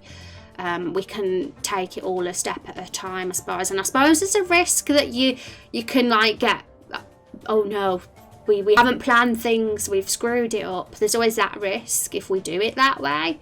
But I suppose we can always do a rough draft and have a rough plan, but we don't have to be like, have it all perfectly planned before episode 1. That could be a bit too much pressure. Because it's such a big thing, the game design mechanics of battle systems and skills. It's such I could literally spend months doing it. We could do this for months, but obviously I like to break things up and do different things. I like to think, let's move on to more story content now, and cutscenes and world building and other things, rather than always the skills and battle systems. But obviously we'll return to this as when the time's right as well. When we get to the second dungeon will probably be the next ideal time. A common approach these days is just to take all the fun, abusable stuff away from players. I think it's better to just match them and raise the pot, as long as things remain balanced. Yeah. Hi Van, how are you doing? How are you doing today, Van? It's good to see you. I remember in Skyrim found an idle enemy facing away from me. I was behind him. I went into sneak mode, faced a wall and got blue tack and forced down my sneak and walk forward button. Went away for a few hours, came back and I was like a level 9. Oh my goodness, what a glitch. I was glitching Skyrim in a similar way though. I forgot what skill it was now, but I did do a similar thing. The warrior skills, matching enemy types, a perfect example of that. Usually you taunt or use your spam skill, but when an enemy type comes up that will be tougher to kill ordinarily, you can use the other skill. Yeah, and I'm glad that we're kind of doing that now, because the original plan was just to have a generic debuff for all armor. But you know, I think splitting it into enemy types just makes it much more fun. Someone might disagree, but I like it that way. I just typed Pokemon in my email at work because of you reading that comment from Elite. Really? Oh no. Imagine if you like wrote an email and put Pokemon in it and actually sent it to the customer or your colleague. Would you be mortified, Rex? If you actually sent it. I'm assuming you didn't send the email like that. I'm assuming you realised. But imagine if you did. I would like to increase the stocks of Pokemon, as that would benefit our firm's ratings. I think Pokemon's a great inspiration. When I was looking for ideas for enemy skills, the first thing I did was look at the grass type and poison type. Because of Everbloom Forest being of enemies of that nature. And there's some interesting things there for sure. Doing okay, just working, so I'm lurking here. Yay, thank you, Van. It's good to have you here. And I hope work's going well. I'd be pretty sad, yeah, but I didn't send it, thankfully, lol. When it comes to tabletop RPGs, Kung is 100% right. It's always easier to add things in than it is to prune things out. Players don't like having cool things taken away from them. If it works for Dungeons and Dragons homebrew, I would assume it's good for video game design, yeah. And Final Fantasy 14 are guilty of that. When I played the new expansion, I noticed half of my skills for some of my jobs were no longer there. And I was like, where's that gone? And I'm not going to lie, I was a bit salty because some of the skills I liked. But, you know, that's a trouble that sometimes they have to do because the skill's no longer working, so they have to remove it. But it can get the fan base a bit salty. And that's the risk. And I don't want us to do that in Raindrop Chronicles. Like, say if we release episode 1 and there's a skill that we realise is actually terrible, and episode 1's always released and we say, okay, in episode 2 we're going to delete that skill. I'd rather not. I'd rather keep things consistent with the episodes, and like we say, we can always add, but removing it's a bit more tricky. I'm semi-lurking. Yay, I appreciate lurkers. And you're getting your raindrops as well. They have been trying to simplify things a bit on 14, I think. Yeah, and I think because people were complaining about the whole skill bloat thing, where there's too many skills, and it, like I said, a friend refused to play 14 because of that reason. But you know, like we've said today, we've had a conversation and we've all agreed that actually more skills is cool. There's nothing wrong with having a lot of skills as long as those skills work well together and there's a good synergy and there's not useless ones or pointless ones there. So yeah. I think if we get into 50 skills per class, that's a bit much, but somewhere between 10 and 40 could be an ideal amount. I'm not sure which number I'd say is the ideal yet, because we're still very early on, but somewhere between that maybe. Because we are going to have a lot of classes as well. I mean, we're talking about 30 classes here for Raindrop Chronicles, which I really like. But it was still important to me to make their individual skill trees fleshed out. I didn't want them to be linear. I like the idea we've gone for with having 3 builds per class's skill tree, because then it just allows the player to specialise a bit more, to make their warrior or their vampire, etc., a bit different from somebody else's warrior or vampire that plays the game. They can take them their own way, and that's cool, I think. But let's get the description in for corrosion, because we haven't done that yet. And I'm glad we thought of the skills. That's really good, because that's a big job done, but we'll have to get them implemented in RPG Maker now, and hopefully get that done for the rest of the stream. A level 10 antagonist. Our doctor at work sent an email complaining about conference she just had been to all the other doctors and organisers who took part. She was a bit embarrassed. Oh my goodness, that is a bit embarrassing. What is everybody's most embarrassing moment? If you're not too embarrassed to share. I don't think I've got one. Not anything too major. I think it's because I always embarrass myself, so nothing major stands out. My sister's definitely got the most embarrassing moment though. They simplified crafting recently. I think I might try it out. I hate crafting grinds, so I hope it's better. Oh, that's cool. I tended to neglect crafting in 14. Not because I didn't like it, but just because there was not enough time to do that as well. But I actually thought it was cool, the whole crafting thing. What are all the builds so far? Well, we got the warrior, the hunter, and the vampire. They're our current classes. The warrior and the hunter is the choice you get at the start of the game. Your custom hero, mine's Jesus. Obviously you can name yours whatever you want. You can also choose the gender too. They don't just have to be a dude. You can also choose what they look like as well. I put a lot of effort into that custom hero creator, and I'm really pleased with it. It was the first thing I ever did when I made the game. But yeah, you get the choice for warrior and hunter for your custom hero. And so we thought for the warrior, DPS, tank, debuffer. So, because some people like their warriors to be more of a DPS, a fighter rather than a meat shield. So this way you get the choice. And some people actually like the debuffer type of warrior too, like an Auron. Auron, who anybody who knows Final Fantasy knows that Auron is like literally one of the biggest badasses. He had a lot of breaking skills, like armor breaker and mental break and things like that, were all about weakening the enemies so that the rest of the party can murder them very fast. That's a pretty cool build type as well. So you get the choice. I mean, you can take bits of both. You're not kind of going to be locked to one build once you go down it. You can like take bits from each of the builds if you don't want to specialise. There's always that option too.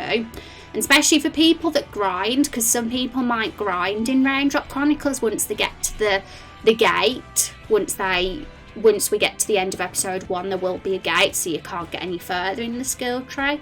And people might want to still grind, and they'll have the opportunity to maybe even unlock all the skills of all builds if they want to be a complete overpowered person. I mean, what's your opinion on grinding? So, is anybody against it when players get OP and end up all builds of everything? Because I think every RPG does that. I mean, Final Fantasy X I didn't with the sphere grid in 10. I made all my characters learn every single skill in the entire game, and they had everything. They were all like so OP, it was insane. But I love that you're given that choice to be that if you want. If you're lazy, you don't have to. You can just be one build and just take a few whatever skills you want. But like some players love the chance of unlocking everything possible, and I don't like to take that away from them simply because I'm the sort of player that likes to do that if I get the time. I don't really get the time these days to do that, but I used to do that in games. Let's see what chat is saying. I missed a bit. My most embarrassing moment, I was at summer camp and a fish sting. Oh no. Oh my God, they actually inspected it. That is embarrassing. Oh God, I can say that nothing like that has ever happened to me. I feel bad for you. Oh my goodness me. I once forgot the word wrist, so I called them hand ankles. Oh my God, that's amazing. I think wrists should always be called hand ankles. Yeah, I work and have other things going on in life, so doing cat crafting grind is not really possible for me, even if I enjoyed it. Yeah, that's the thing when you become an adult. You just don't get the time anymore. It's unfortunate. I hate grinding. I like what I do to be relevant. Well, I want to make it clear that nobody should be forced to grind. All the main bosses should be doable without grinding. I want to make that point, but at the same time, if people want to grind, they should be allowed as well. That's what I believe anyway. I can spend hours grinding, makes bosses easy. Yeah, like clowns like me then. Welcome to the stream, clown. Some people like, I just love ripping through the bosses and killing them in one hit if I can. So that's why I like to overgrind. Whereas some people just don't understand that concept. Some people would rather have the challenge. But we're all different, aren't we? I made a post on Discord about your tough boss question. Oh, okay, Elite. Is it in the Raindrop Chronicles ideas section? I once had a lecture about zinc, was about 14 years old, and said book temperature instead of room temperature. You couldn't stop laughing. I do that a lot. I've got a few embarrassing moments clipped on Twitch for sure. I remember when once I said testicles instead of tentacles. That was one time. I don't like to feel like the stuff is rinse, lava, repeat. Yeah, for sure. You should be able to go through a dungeon just once and be able to beat that dungeon's boss without needing to like grind like a maniac in that dungeon to beat it. I mean, don't get me wrong, I do think there's side quest bosses and all that sort of thing should be harder and maybe require grinding like Final Fantasy VII do with Emerald and Ruby, you know, but they're side bosses, they're not main story bosses, because nothing's more frustrating than not being able to complete the game or the main story when there's a really hard boss in the way. But I do think it's great having that sort of hard content be optional to get like more special items, or just for saying that you managed to do something and a hard boss, just for that as well. I'm fine with other people grinding. I have problems when I'm forced to grind because the main and side quests aren't enough to keep me near level appropriate for the area. Yeah, it's about making sure the game's designed in a sort of way that it's not too impossible. Yeah, you know, no, everyone will just get frustrated if they're forced to grind. So I'm going to say that Raindrop Chronicles won't be like that. All the quests and that will be doable without needing to grind. I mean, obviously you'll have to kill enemies, because if you like don't even bother unlocking the skill tree at all because you run away from battles, if you're that kind of player, you won't kill the bosses. I'll say now, you won't. You have to at least go through the forest at least once and kill things.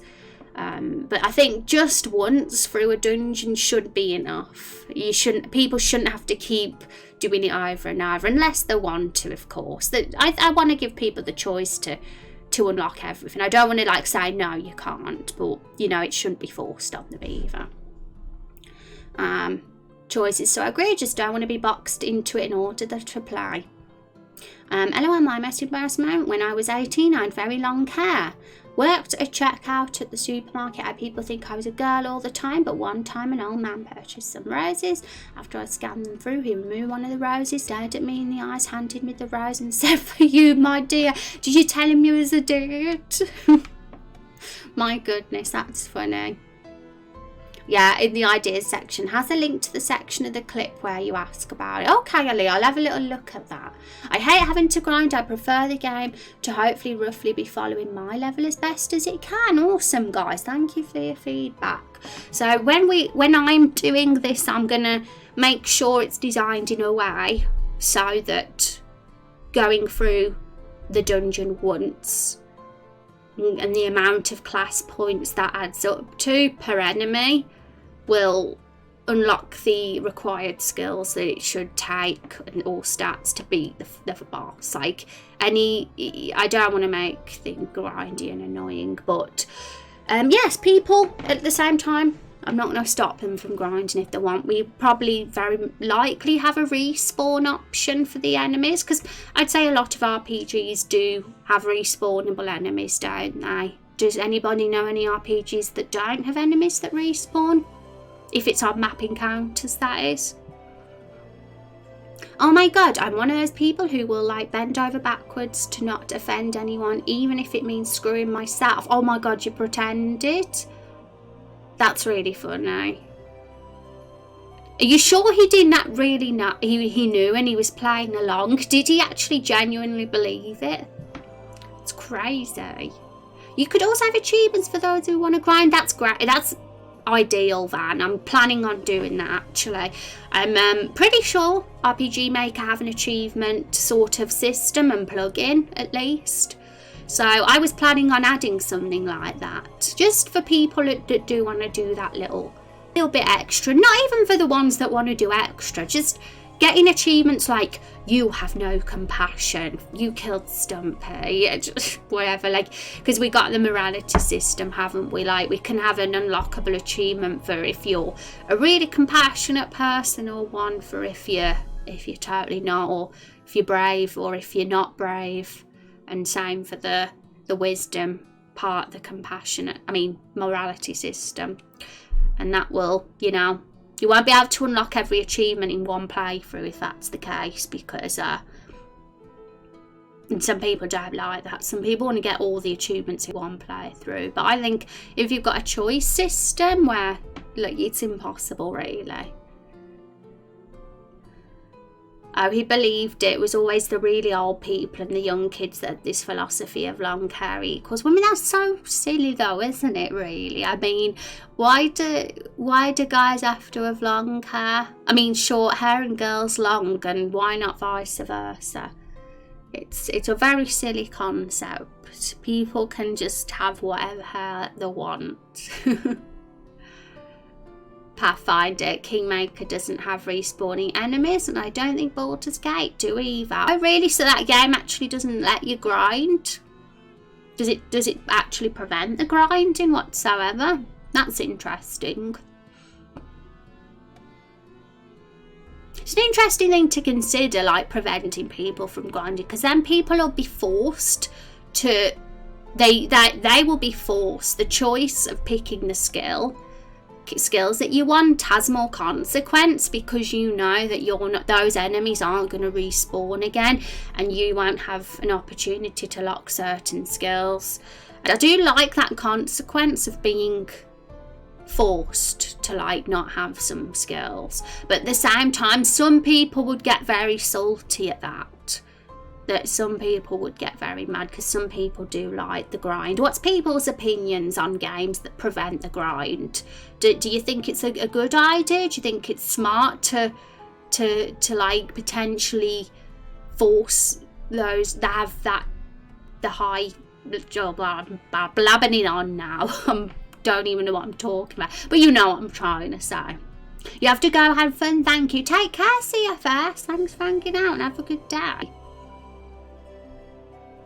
When I had long hair and a beard, little kids would do a double or triple take when looking at me like, what, they're a beard and long hair? Really? I mean, but what about the 70s? Everybody had that look then, I guess they didn't know what people look like in the 70s, I suppose. Another time the manager had me sweeping up leaves outside the front. Some young girl was playing in the leaves and her mum said, "Jenny, come over here, let that girl sweep up the leaves." Oh no, that's a man. Is this what now? I mean, have you got short hair now, or have you still got the long hair?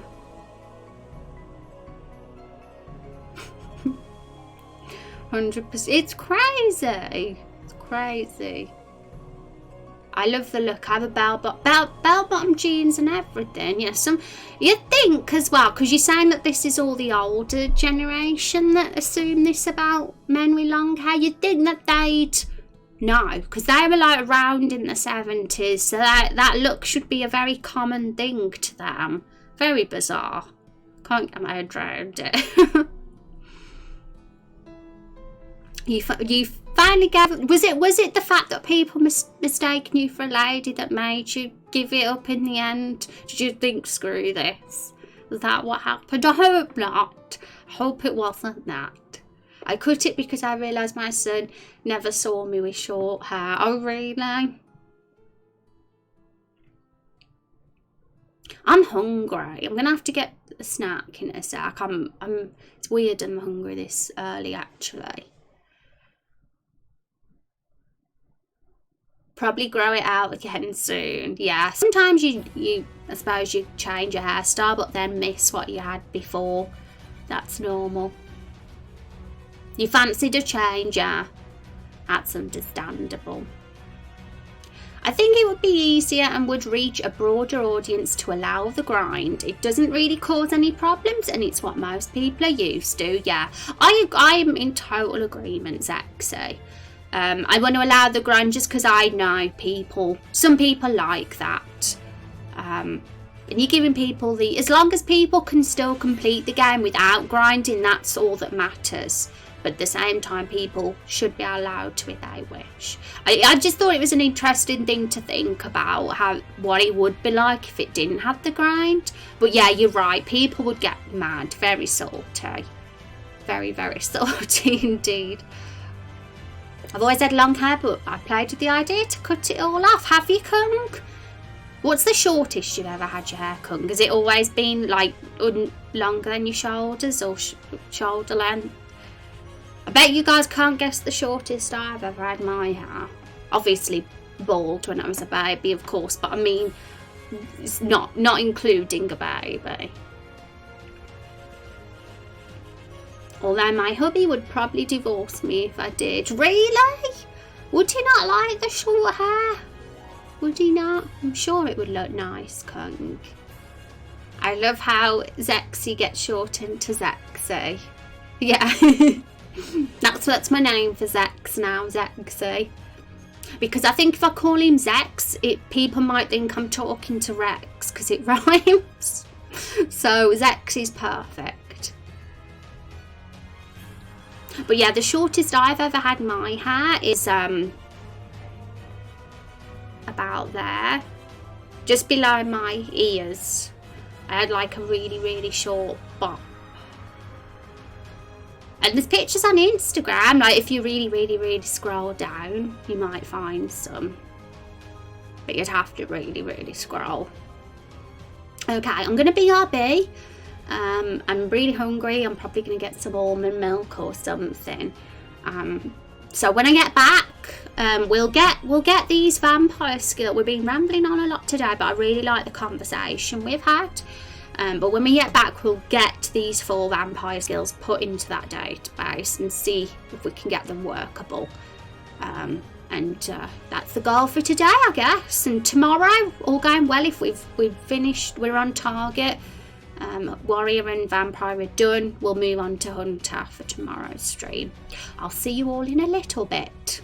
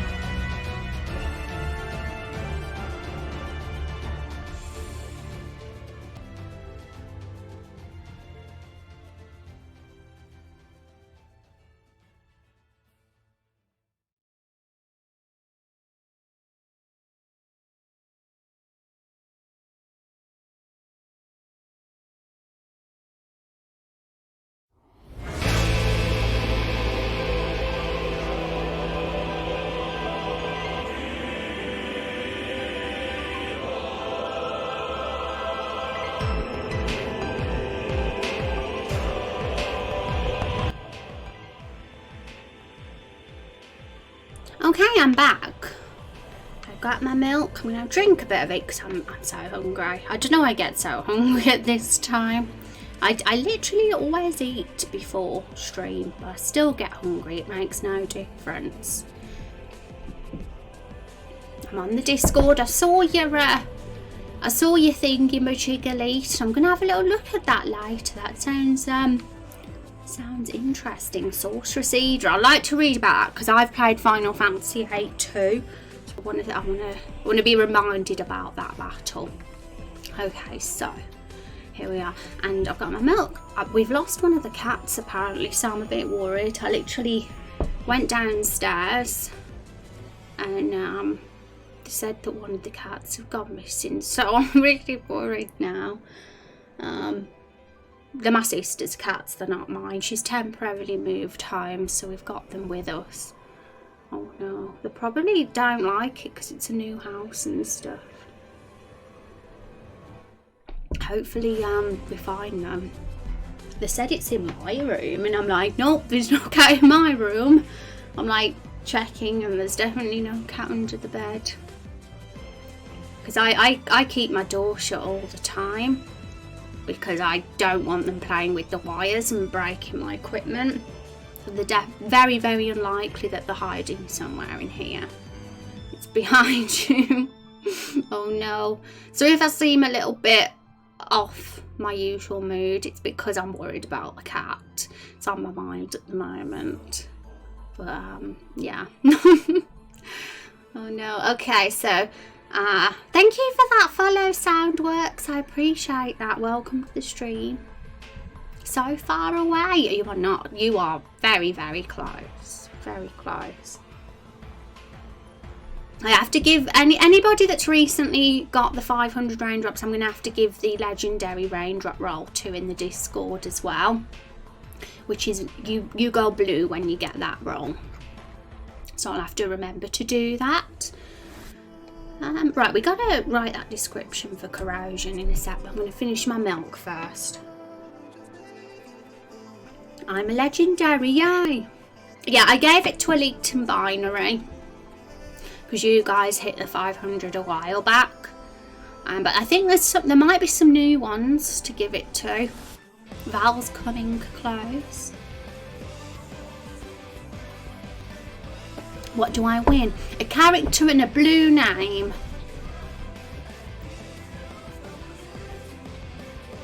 Legion is 2. Oh, Akira's been a legendary raindrop for a long time, so I think he got given it a while back.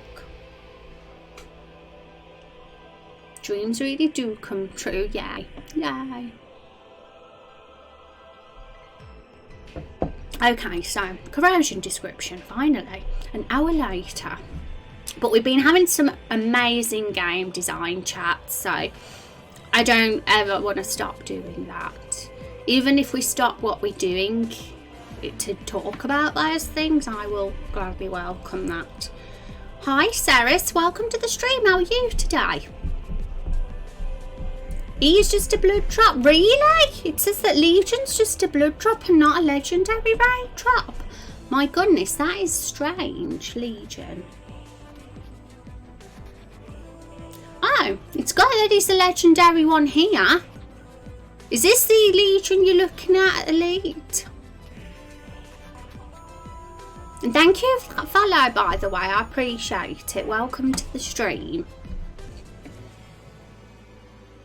Never mind. Well, maybe it's glitched or something. Maybe Discord's glitched. But that's a good job. We don't want Akira to not be a legendary raindrop.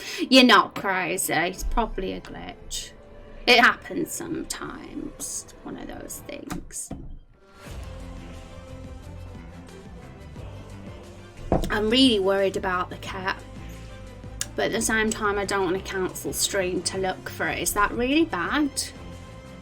It's only because, like, say if I cancelled stream to look for the cat and then it was literally just there and it gone nowhere, then I'd be really upset. I'd be like, oh, I cancelled my stream for nothing. But I've got an hour. It's only an hour left. And I can just look for it after that.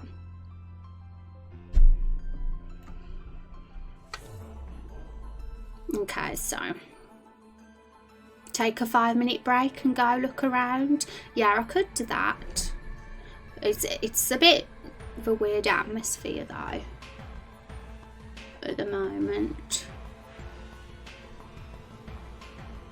But I suppose that's normal because people are worried about the cat. Thank you, Elite, for the 100 bitties. Can we have some hype in chat, everybody? Finch Fish, how are you doing, Finch? It's good to see you. You having a good day, Finch?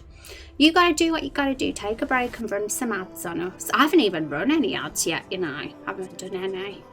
I don't even know how to do it, actually. Don't even have a clue.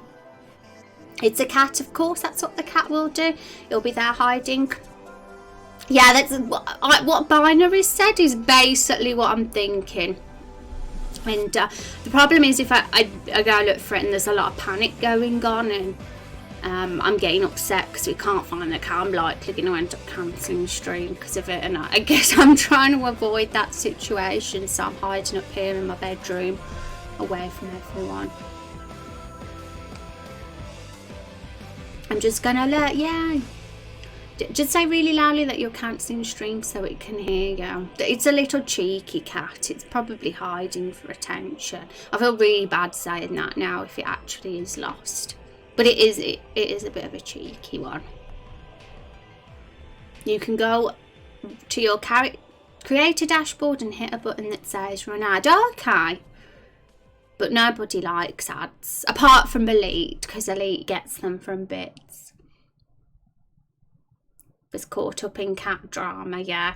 It's distracting me from the stream.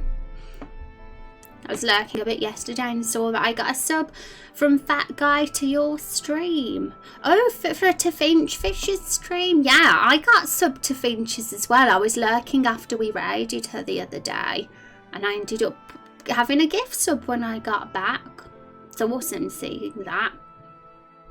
Okay, so corrosion description. I feel like we've said this about 50 times now. We've just not done it yet. All the distractions.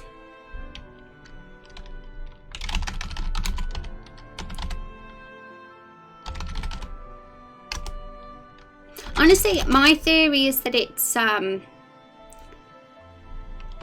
on, I probably changed the wording of that a bit. My theory is that the cat's probably just hiding somewhere that's not obvious, and that's, I can't find it because where else would it go? Gotta be hiding somewhere. My door is being shut all the time, so it's not in my room.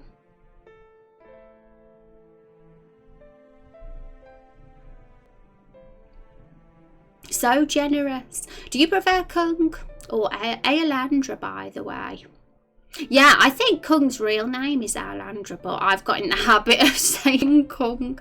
It's stuck now, hasn't it? Did I help you and so forth? I can control myself enough not to buy what they show me. That's a good point, Elite.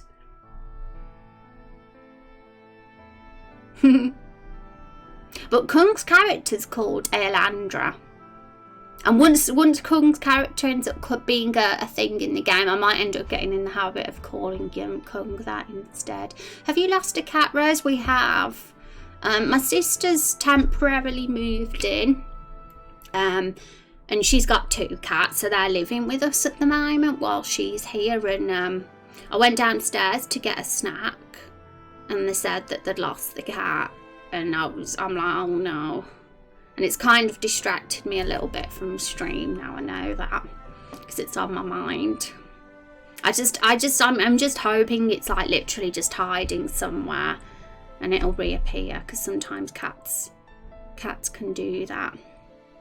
Do you have any cat toys that would draw it out with a few dringles? That's what I do anytime. They might be doing that. I'm not sure. I mean, my sister's not even home yet. She's at work. She doesn't know.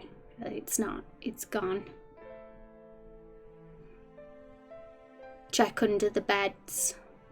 Yeah, they've probably done all that. Because they were like, it's in your room, it has to be, because it's not anywhere else. And I was like, it's not in my room.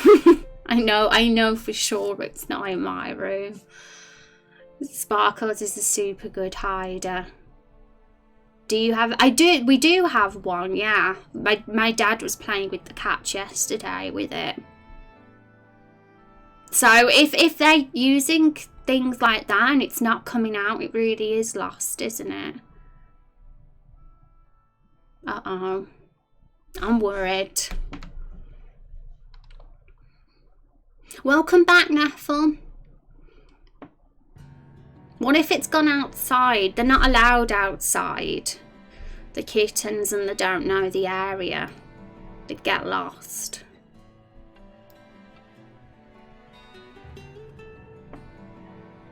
Even our super grumpy outer cat who hates everything can't resist treats and the laser pointed. Yeah, so if they are using that and it's not coming out, it's bad news, isn't it? Okay, corrosion. I've been saying this for 2 hours and I've not even typed up yet. Okay. Makes their own blood highly corrosive and damages opponents over time. That could work as a description.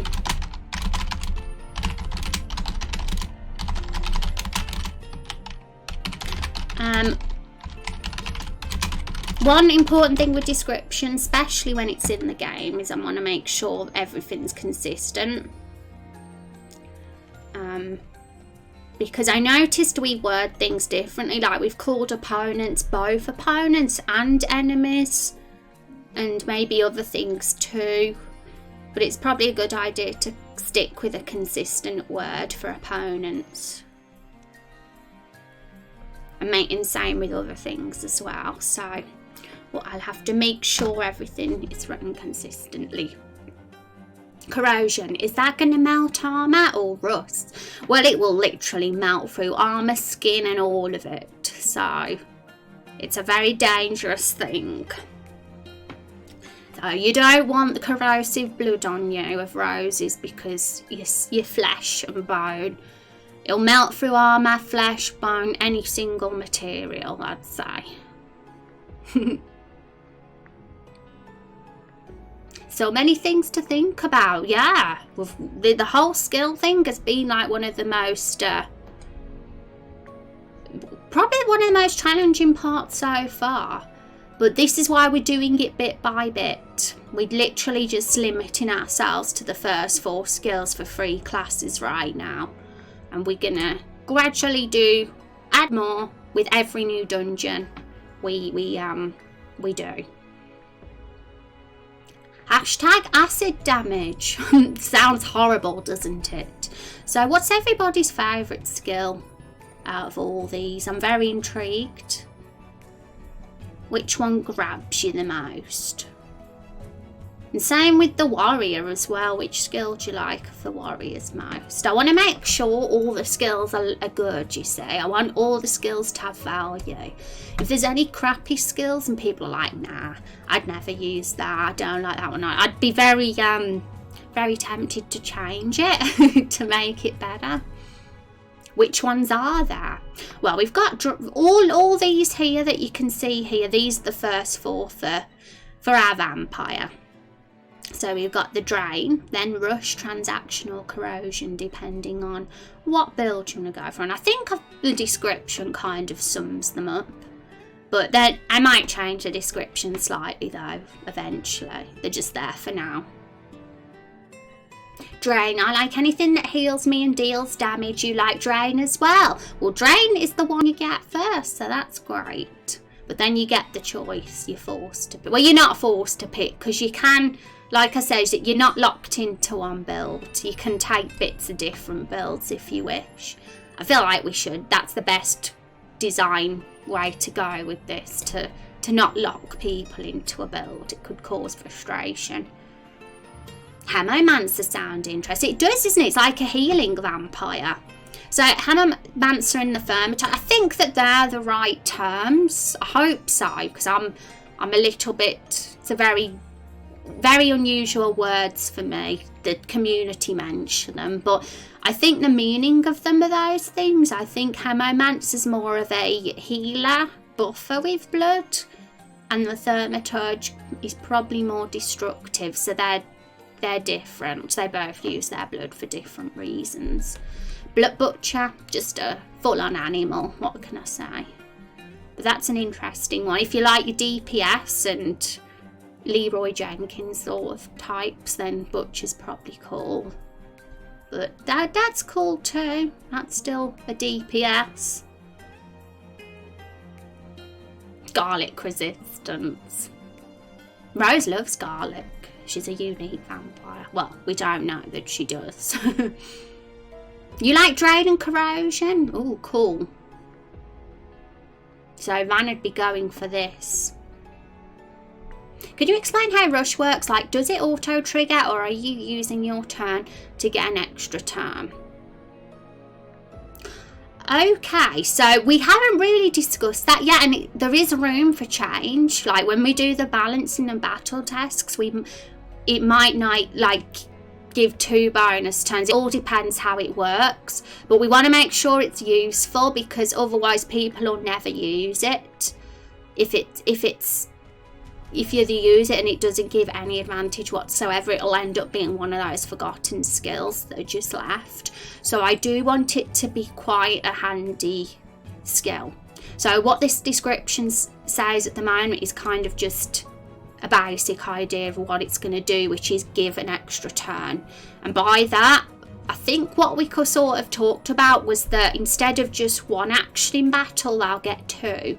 So that means 2 skills at once, or 2 an attack and a skill, or something like that, if it's possible. In RPG Maker, that's actually interesting to mention that, because I'm not sure how to get that working yet, but I'm sure there's a way to make something like that workable. I hope so anyway. But even if the vision we have in mind isn't possible, we can always alter it a bit or make it to something similar. But yeah, it's just an extra action basically.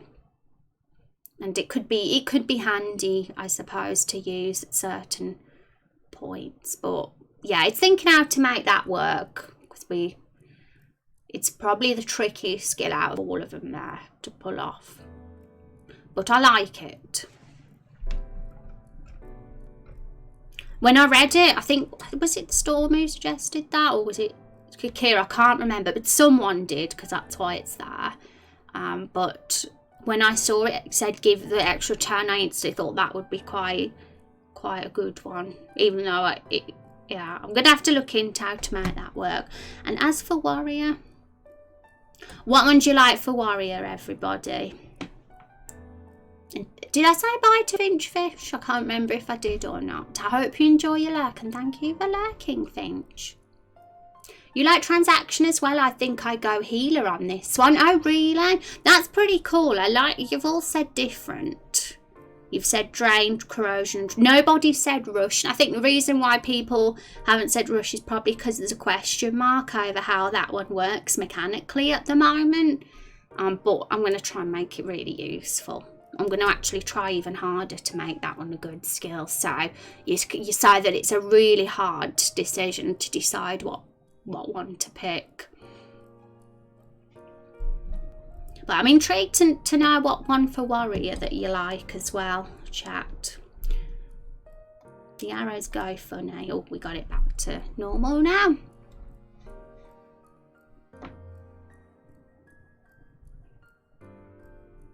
Okay, so it's all saved, and I'm going to just transfer these over to the database in RPG Maker now, and we'll see if we can get them working.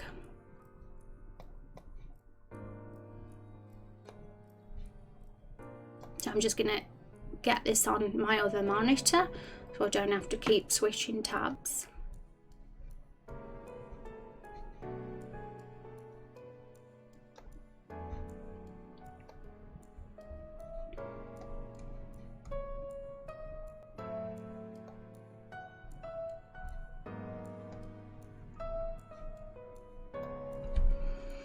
Okay, so drain is the first one.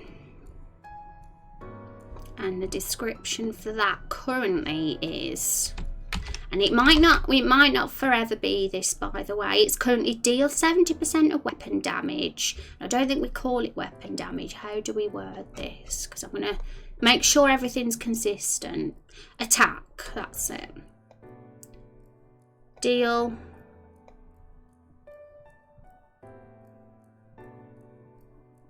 Deal 70% of attack doesn't make sense though.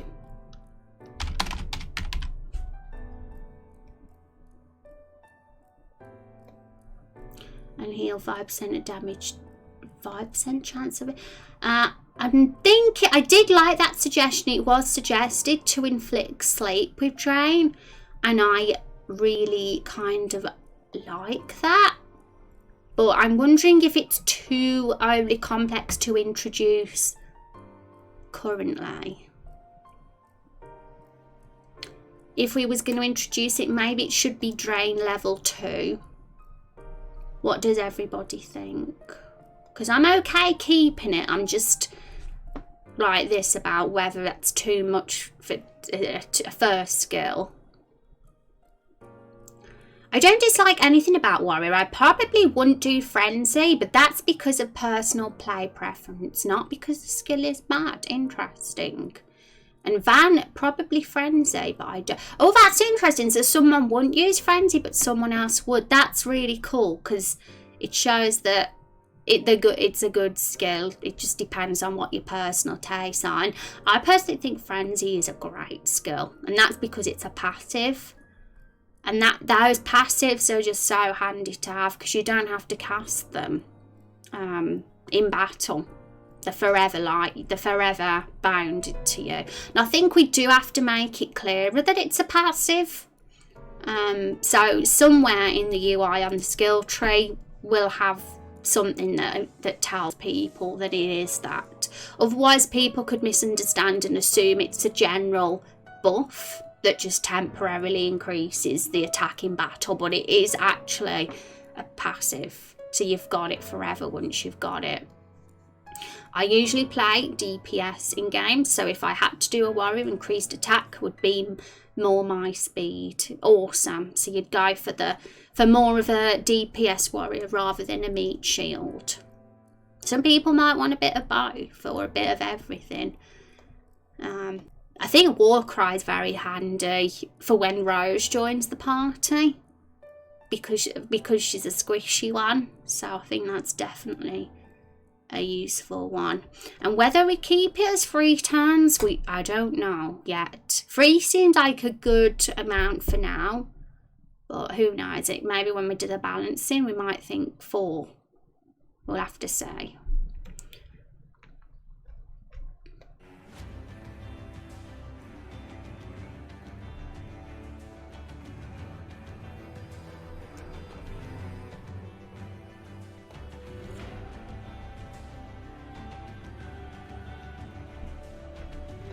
The wording of this is confusing me now.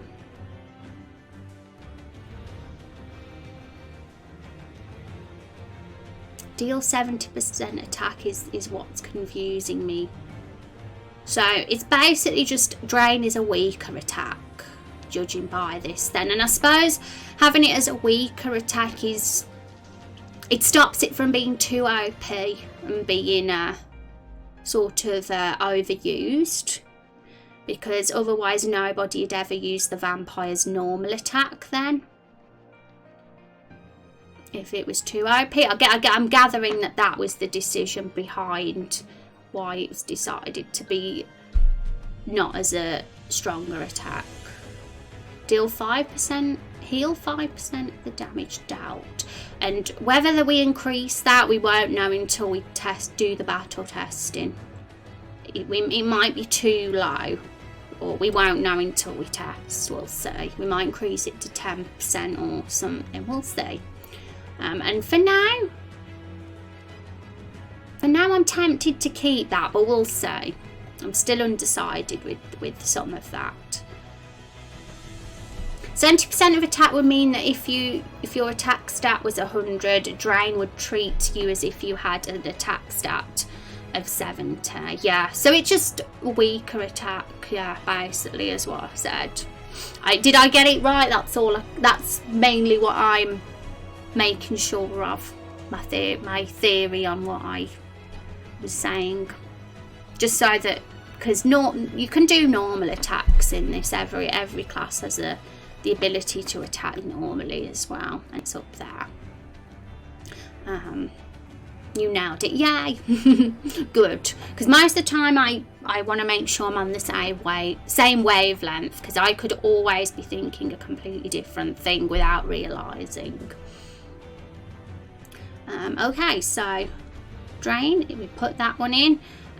Next one, we're working from left to right, I think, so rush.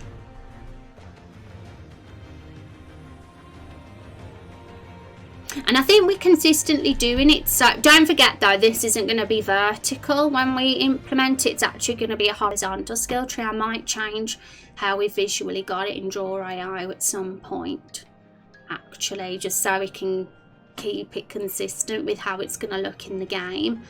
But I think we're consistently doing it so that the DPS ones are on the left or at the bottom when it's horizontal.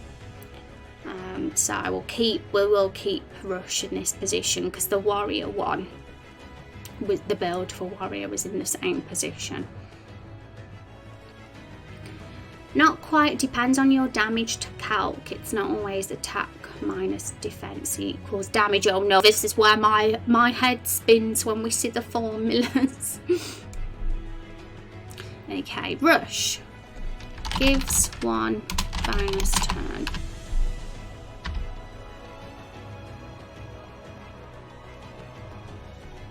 Transaction.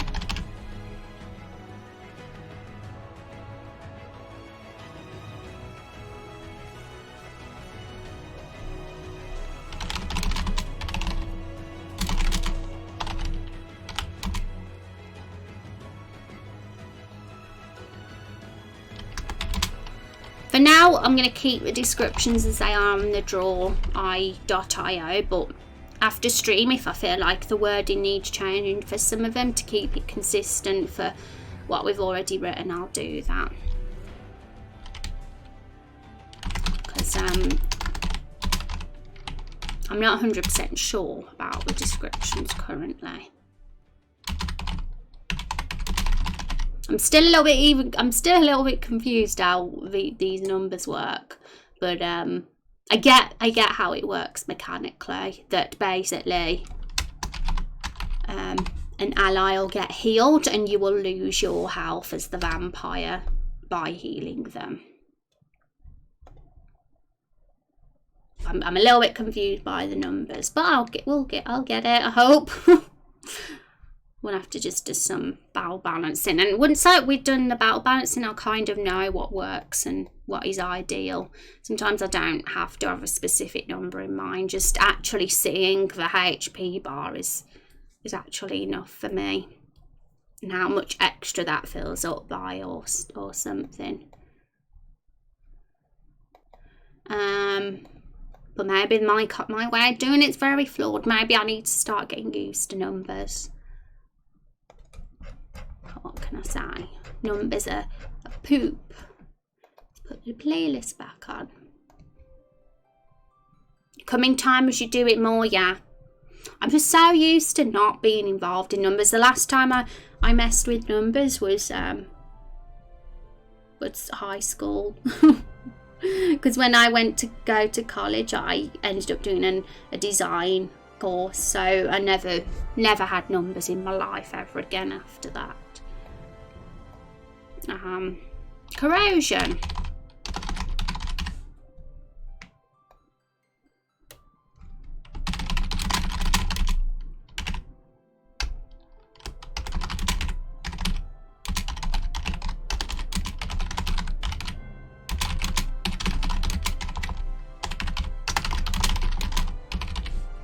And the reason why I get corrosion the most, the description, is because there's no numbers in it. Once there's numbers in a description, I just go blank. But from a word only description, I'm like, great, I get it completely. But obviously we will have to think of some numbers for that and exactly how much they're going to be damaged over time. But it's facing the numbers immediately can sometimes confuse me. I like to think of the skill and how it works first, and then think of the numbers after. That's just me. Well, helping others with numbers will be my career, so I'm happy to help you now. Yay! Well, I'm super glad that we've got people here who hang out with us who actually know the numbers. Okay, so apply. Let's have a look then. Shall we start off with implementing the easiest one? That'll be a good idea. We also have to do Rosie's skill tree. So that could be a useful thing to do. Because if we do a test play now, and I'll just show you. Rosie's skill tree is currently empty. So a good thing to do would be to actually build that. And I can show you guys how I do it. Because you're probably curious how it all works, this skill tree business, and how I actually implement it. But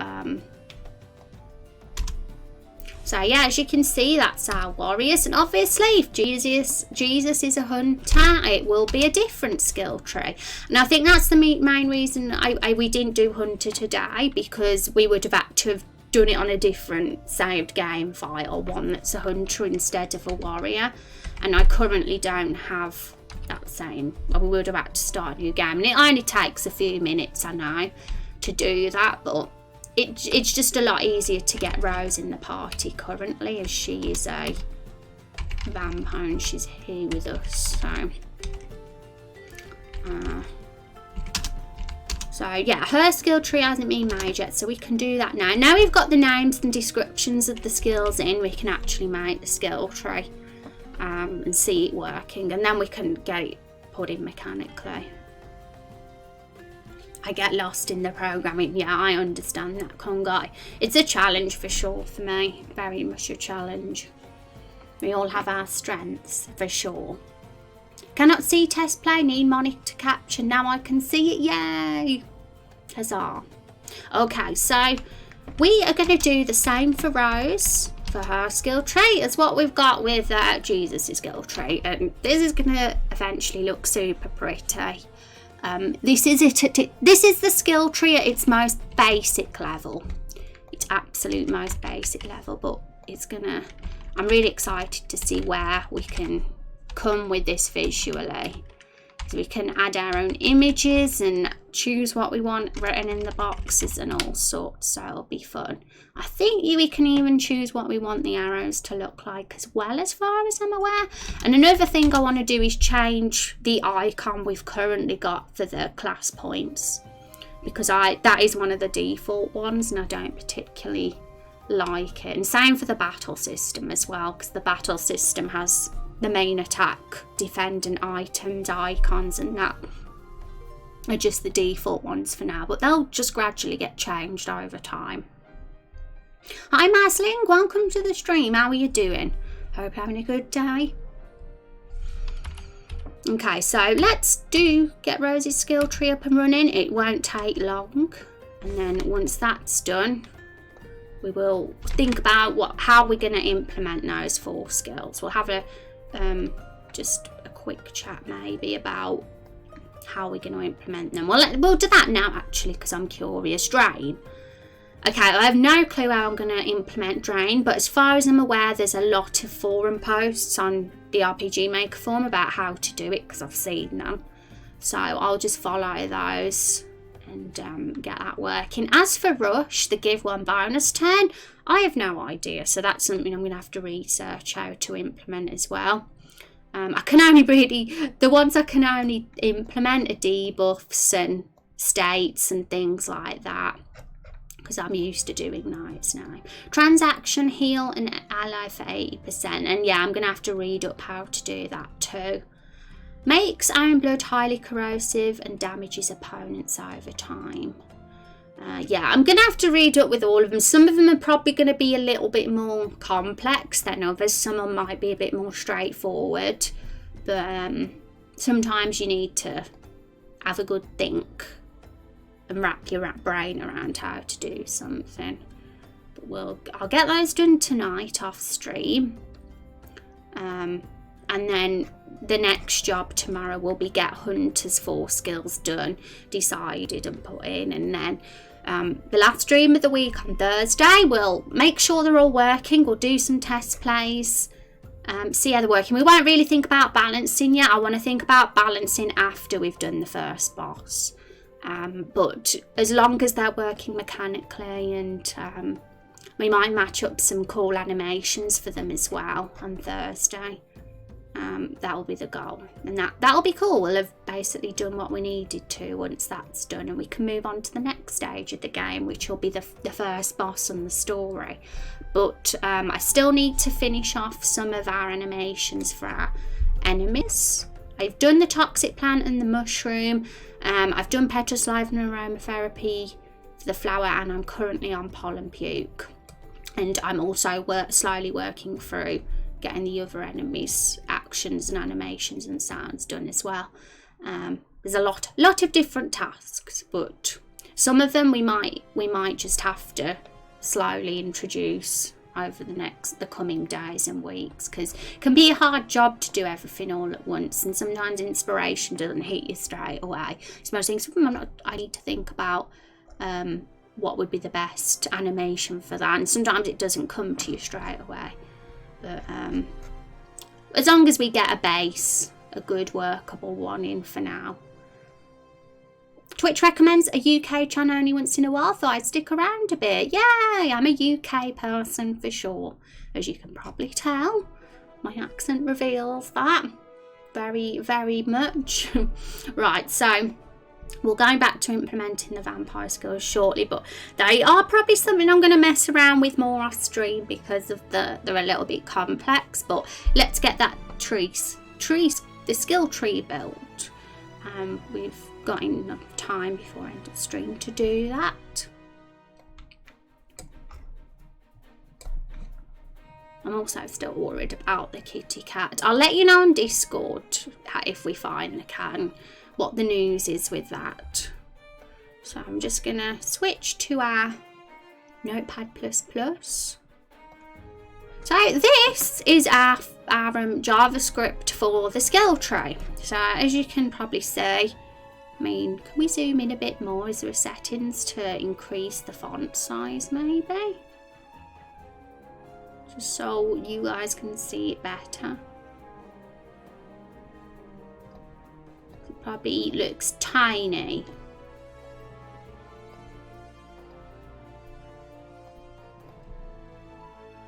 Nah, I don't know if there is. There might be, but I haven't seen it, so I'll have to look around. Oh, that does it. I'm so silly. Literally, I just have to hold down control and it makes it big, or we'll have it like that. And you can see now.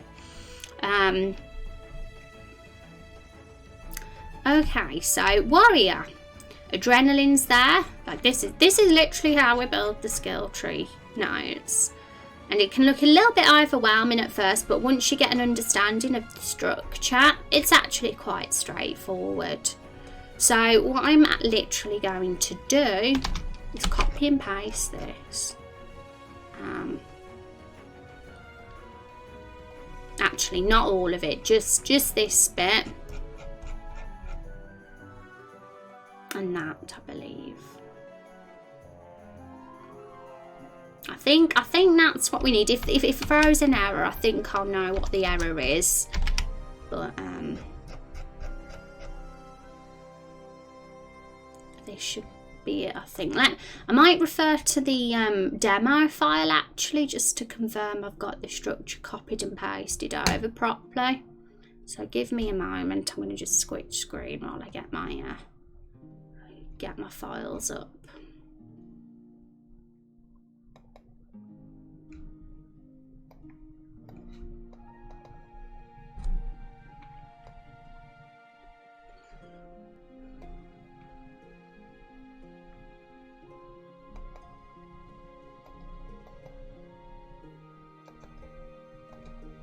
Okay.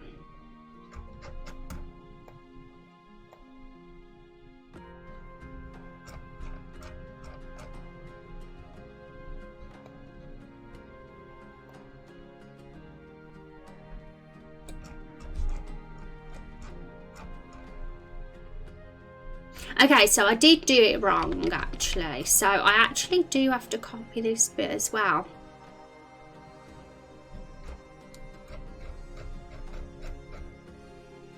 So all that, everything apart from the square brackets, I believe. And then I have to put a comma after that one, I think. And I think that's it. I think that is properly set up. So all I've done is literally copy and paste Jesus's. So we have to replace it with Rose's info. It's as simple as that. So vampire. Everything that's got warrior in. Oops, let's just switch because you can't even see. Everything that's got warrior in, we just change to vampire.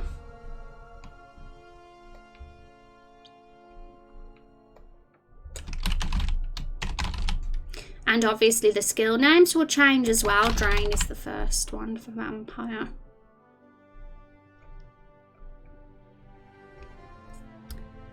What was the last skill? 5995. So this would be 599. I don't know. Let's look in our database because we do have a gap. So it's probably 5993 actually. My goodness me. Thank you for that raid, Whitlock. I appreciate that. Welcome to the stream, Whitlock and Whitlock's community. How was the stream? I hope you had fun. Let's see what you was up to. Thank you very much for thinking of me. What was you up to? Tell us about your stream and what you did. Okay. I hope it was a fun one. Was good. Fix some bugs. Oh, I'm glad to hear that you fixed them. It's always a great feeling, isn't it, to fix those bugs.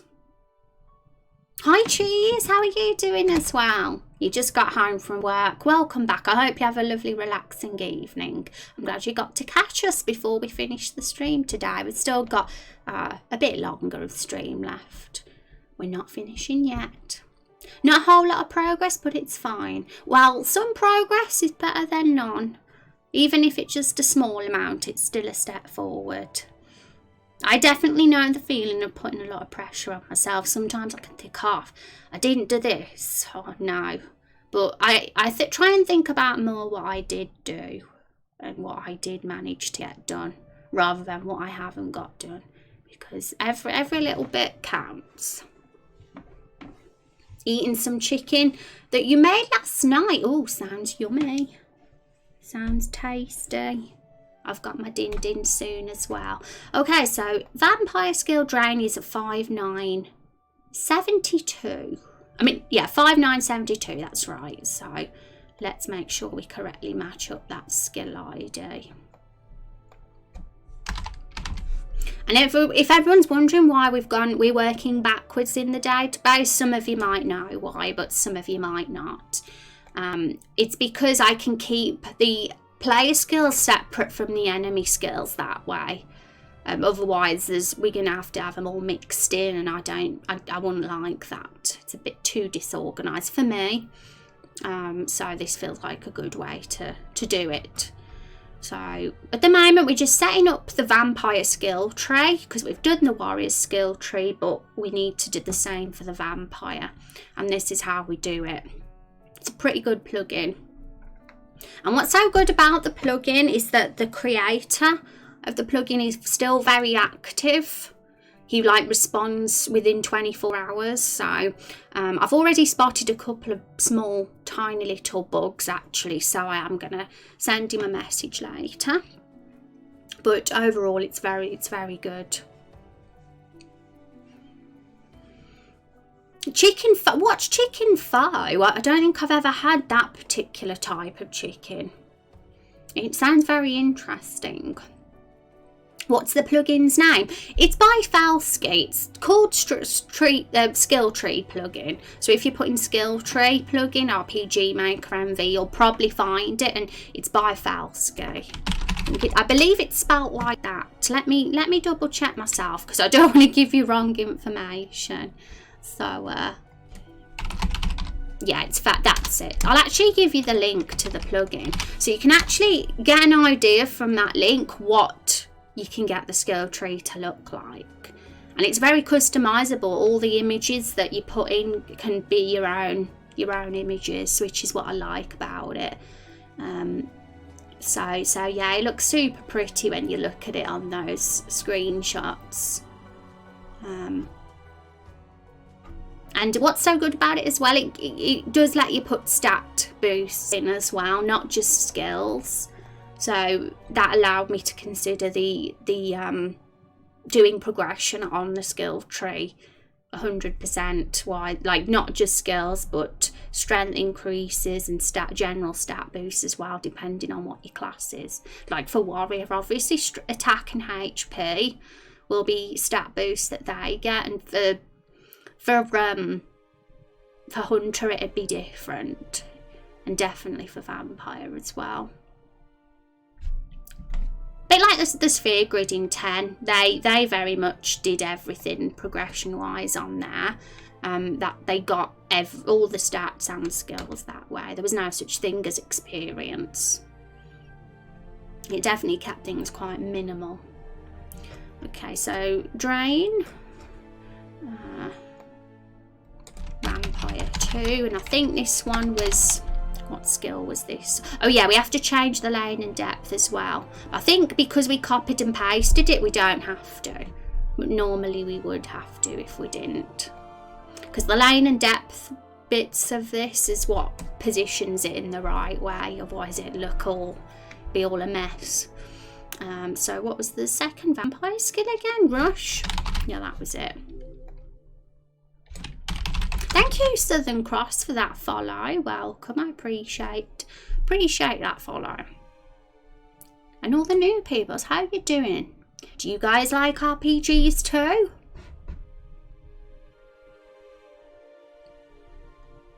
Nearest Vietnamese restaurant, and try it if you eat meat. I do eat meat. I won't call myself a mad meat eater, but I'm not a vegetarian or vegan or anything.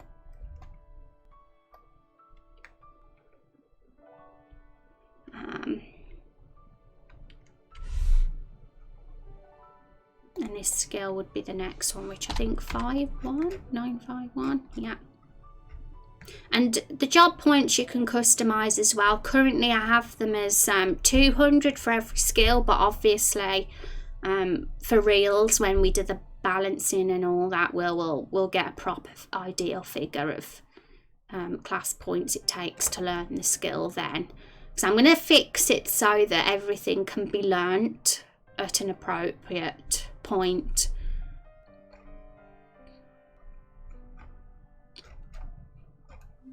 I hope I've changed everything I need to. Milksy, thank you for that follow. I love that name. I was just having some milk earlier, but special milk. Almond milk, which is my new favourite thing.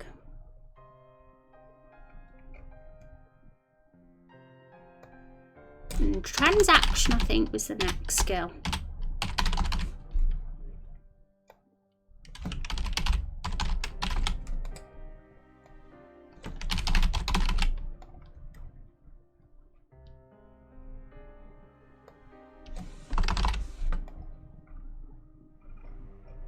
And now this is the last one, and then there's only one more thing we need to do to set it up then.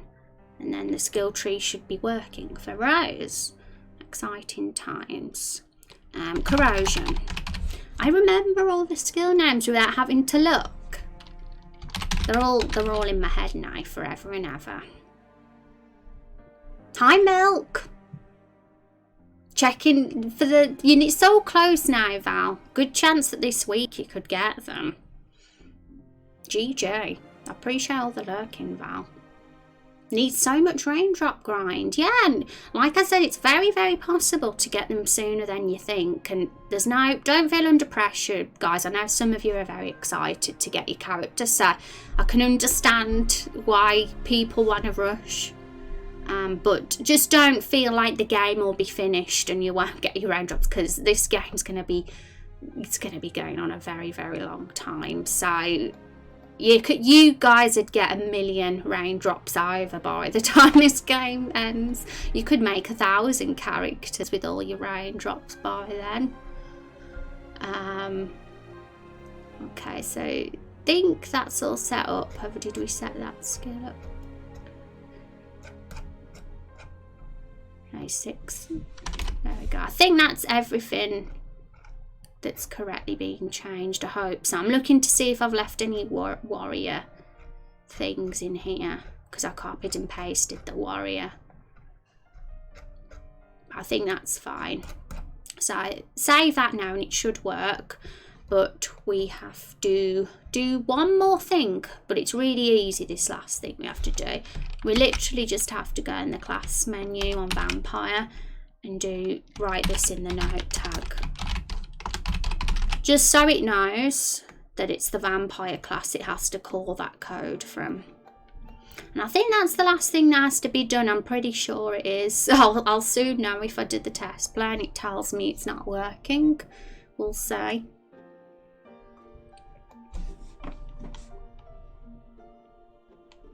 And it's a good job I have some chocolate here. Look, it's Kung's favourite. The booby chocolate. It's the booby chocolate, everyone. I wonder if some of those, you know, those Twitch males that get offended by boobies, I wonder if they'd get offended by this. Do you think they would?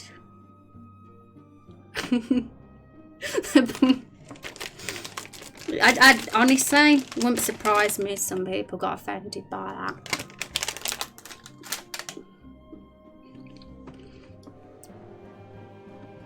Did you download a custom font for Notepad++, or is it included by default?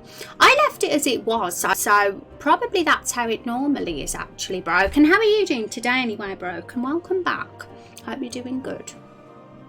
Those are some eggs. It really looks like boobs. It does. It wasn't Kung that said it, but Kung said it looked like something, and then I thought, oh, what do you mean it looks like something? And it was me that said it looked like boobs.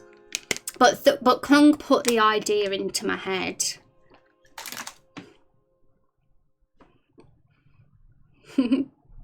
Those are interesting. Do they taste good? Have you guys not had these before? I think they're a British only brand. Am I right there? Maybe it's a British only chocolate, but this is what they look like if you're curious. Just basically a round, flat lump of chocolate, solid chocolate. They're very good. I like them. I'm bad eating before dinner, but it's only a few. There's only like literally 4 left, so that's not going to ruin my dinner.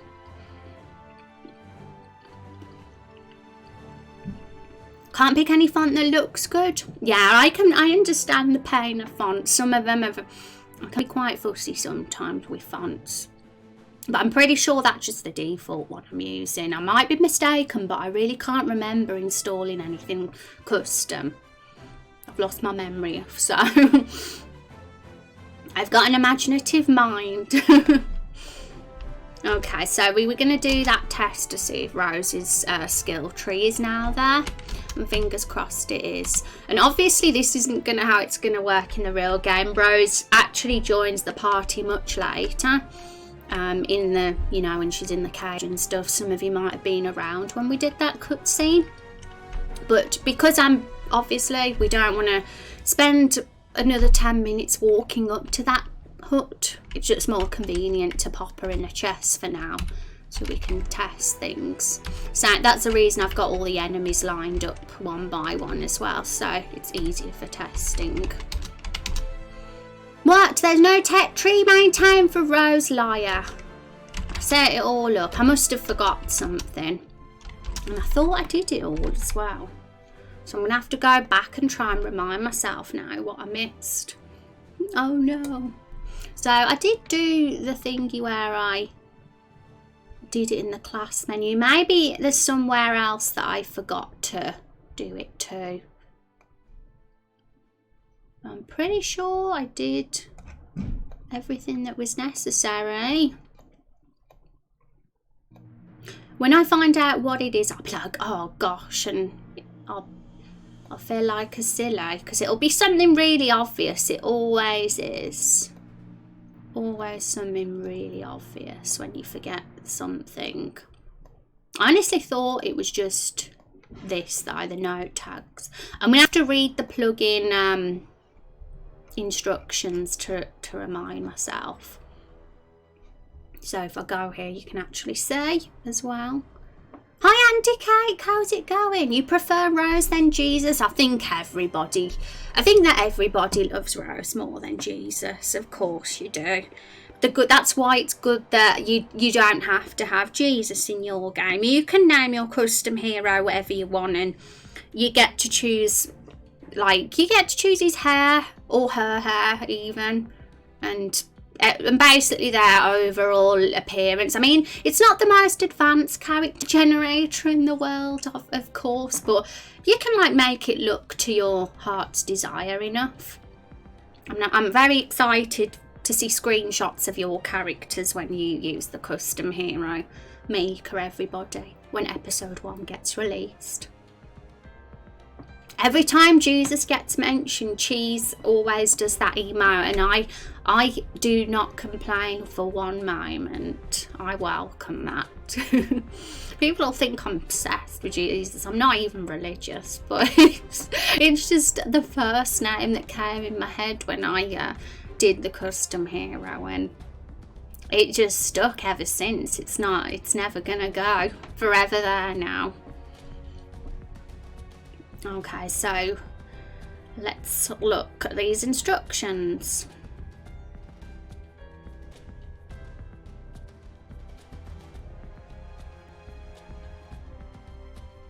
I did save the notepad file. Yeah, I did. So because I saved it, it should be there. And unless I did some of the code wrong, but it would say, wouldn't it? I'd get a little pop-up saying error. It was something to do with that, I assume. Add note tags.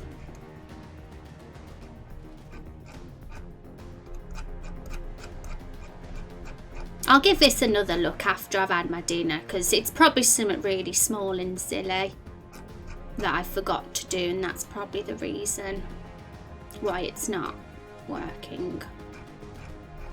And I don't think I need to start a new game to get it working, because the plugin does update.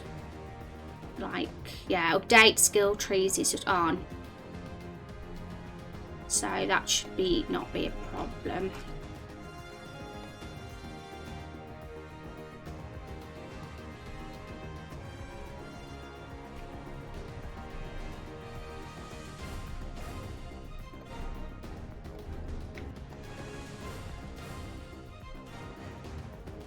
The Lord is in the house. Got a little bit of milk left. I always shake the bottle so I can get it super frothy. Silly. How's it going, Andy Cake? I hope everything is treating you well. I'm going to have a little peek through this code and see if there's something I've done wrong. So this is the demos one, and I'm using this as a reference to check if I've like formatted it properly. That's probably something that I've done wrong, I'd say. Just probably missed a comma or something really silly. So that bit's fine.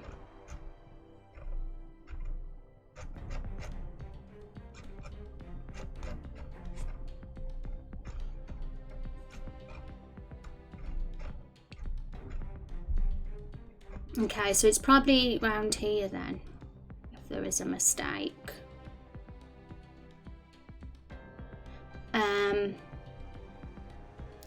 It seems that the mistake is this. That shouldn't be there. And that shouldn't be there either.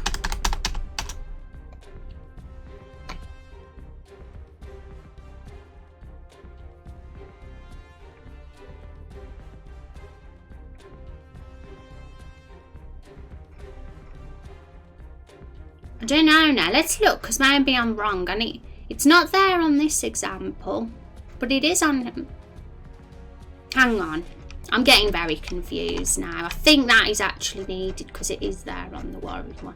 But there must be something... That's weird. I wonder why it's not there on the example one then. Because it's got the UID, which is there. It's got tech node, but for some reason there's no tech.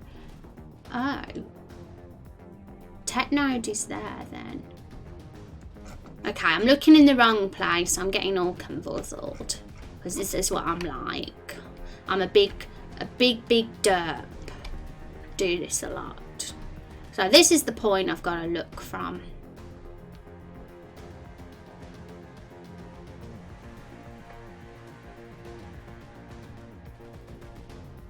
Yeah, it should all be fine. I didn't even make, there's no mistake there. Save it again and we'll test again. I was looking for a mistake where there wasn't one because I was convinced that that was why it wasn't working, but it seemed that that was fine.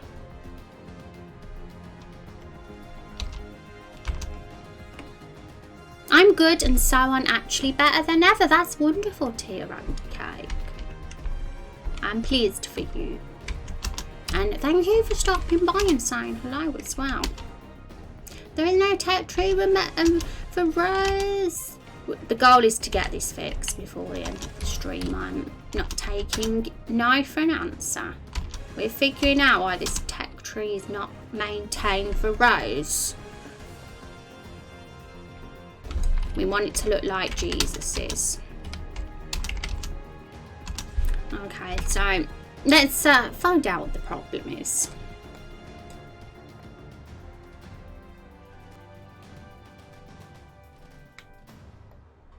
I am pretty sure everything is literally set up exactly the same.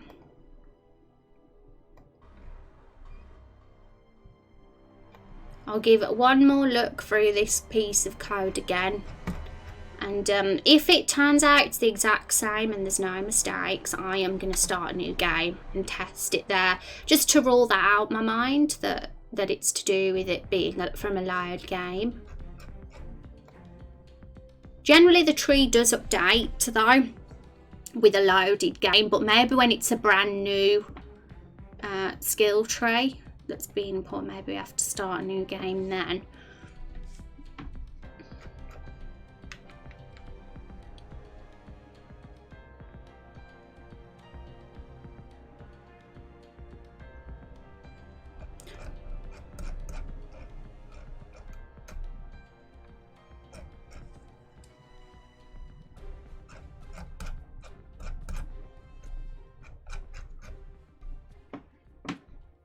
So yeah, the comma's that, and then the next open thingamajig.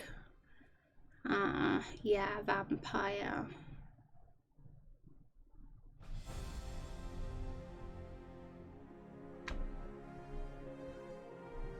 Everything looks fine to me.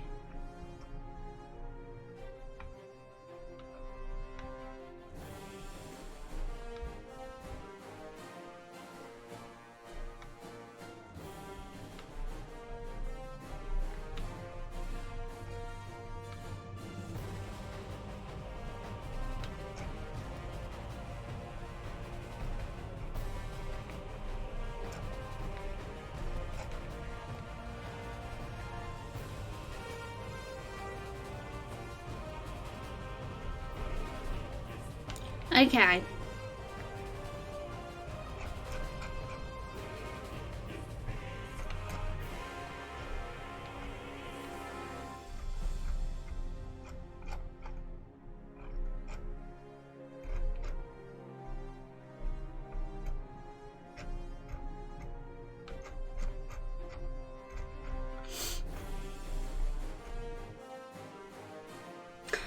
Oh. Hang on. Hang on just one moment. Might have spotted the culprit.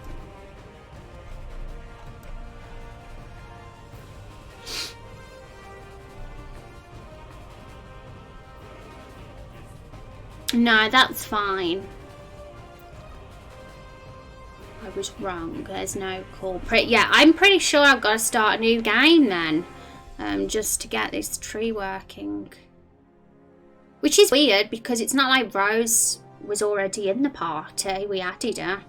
So I actually don't think this is going to work. But I just want to roll it out to make sure. So I am going to just like literally rush through a new game. Just to confirm that this isn't the problem. Is the vampire going to be the strongest? They're all going to have their strengths and weaknesses. I guess it's going to be more about who's appropriate to bring in battle with you in certain dungeons and bosses. Especially when you get to mid and end game. That'll be important to consider. Not so much at the start, because in early game you're kind of forced to have a certain party with you more, but as we get more and more party members, then there'll be a party picker where you get to choose which characters you bring with you. And Didu, that's his name.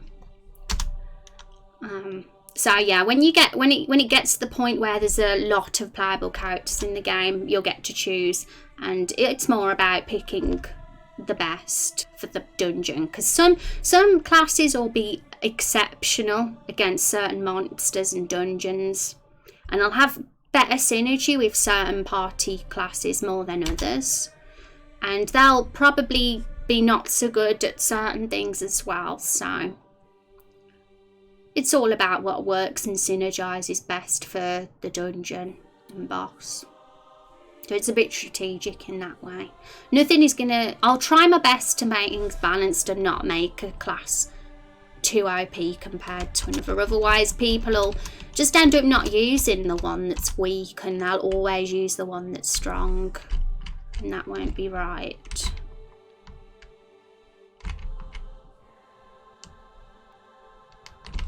Oh, Carol, you miss Carol. We're going to be saying hello to Carol again very soon. She's a character that makes regular appearances. Oops.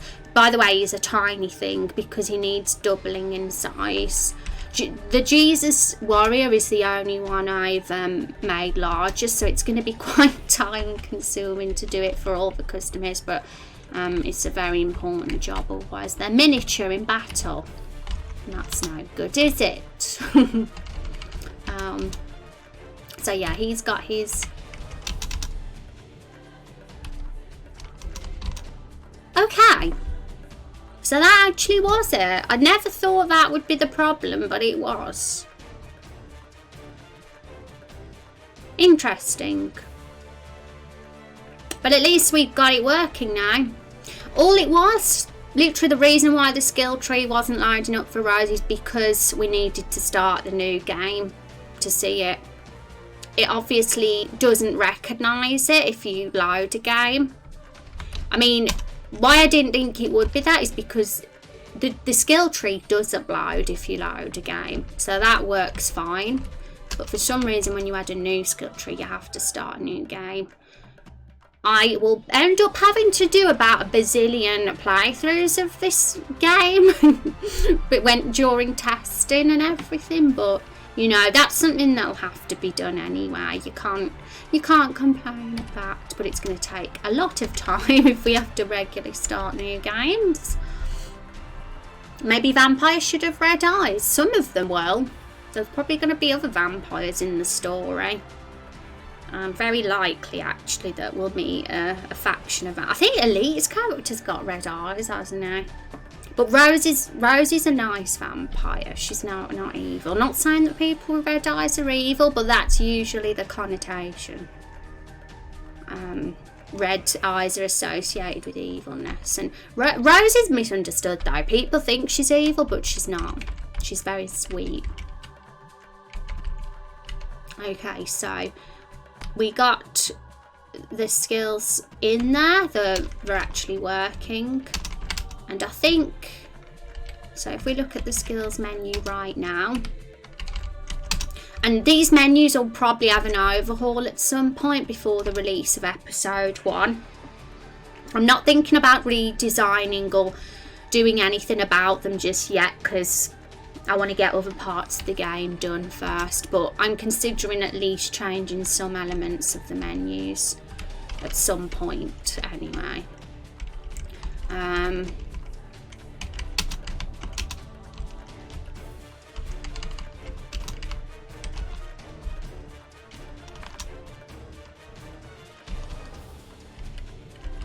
Okay, so I'm glad it's working. That's all fine. The skill tree plugin seems to be doing its job. There's not really any issues with that. It's working fine. All we need to do is make it look pretty.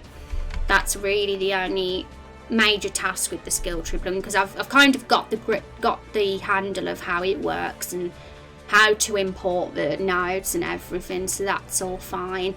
And I guess the next job is literally just getting the skills working in battles, because we need to sort them all out. They're all empty at the moment and don't do anything. So I'm going to be messing about with some of those tonight off stream. The vampire ones at least that we've discussed today. And Hunter, Hunter is going to be tomorrow. We're going to do exactly what we did today for Vampire for Hunter, and we're going to just really decide those 4 skills, because at the moment they're not, we don't know. Just got generic Hunter skill 1, 2, 3 and 4 in. But we'll get those 4 skills that we feel are really ideal first skills for each build, and that first generic skill for Hunter put in. Get them put in the database, maybe implement some of them, and also make sure it's the skill tree as well is working for the Hunter too. And then yeah, I'm excited to talk about the Hunter. And that's Kung's favourite one too. Will Rose have some different dialogues? Well, Rose is interesting because she don't even talk like a human. She's like literally very feral in her speech patterns. But it's we just don't know what the future holds for Rose as a character. She could learn how to speak. She might not learn how to speak. It's all a big question mark at this point. That's the fun of an improvised game. No plot set out until we actually do it. Okay, so we'll save this now, and we're going to drop ourselves off at somebody else's stream because it's time to say goodbye now. I'll miss you all. But thanks for hanging out, guys. I will have to rush off because I need to help find the cat. Thank you, Surdus, for the follow. I appreciate that. I hope all the new peoples liked the stream. If you was lurking today, I'll leave you with a command to read if you're new and curious about the project and what we do here. And I will see you tomorrow. I'll be back tomorrow, same time. We'll be working on Hunter tomorrow. And I miss you more. Thank you, Rex. Thank you for the stream. You're welcome. It was fun as always. It's always fun. We had some really good game design chats today, and I hope we can make those a regular thing as we make the game, because they're a lot of fun and we gain a lot of knowledge from them, and not just me but other people too. It helps them as well, so I really like talking about game design. Okay, so raid command.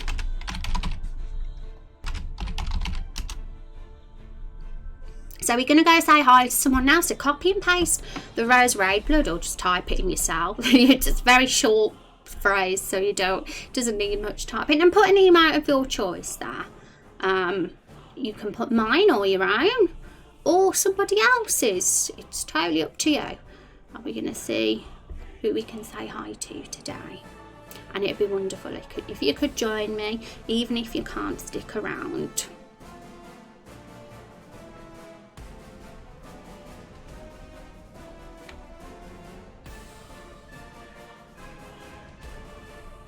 Okay, so today we will go to set and say hi to Elite.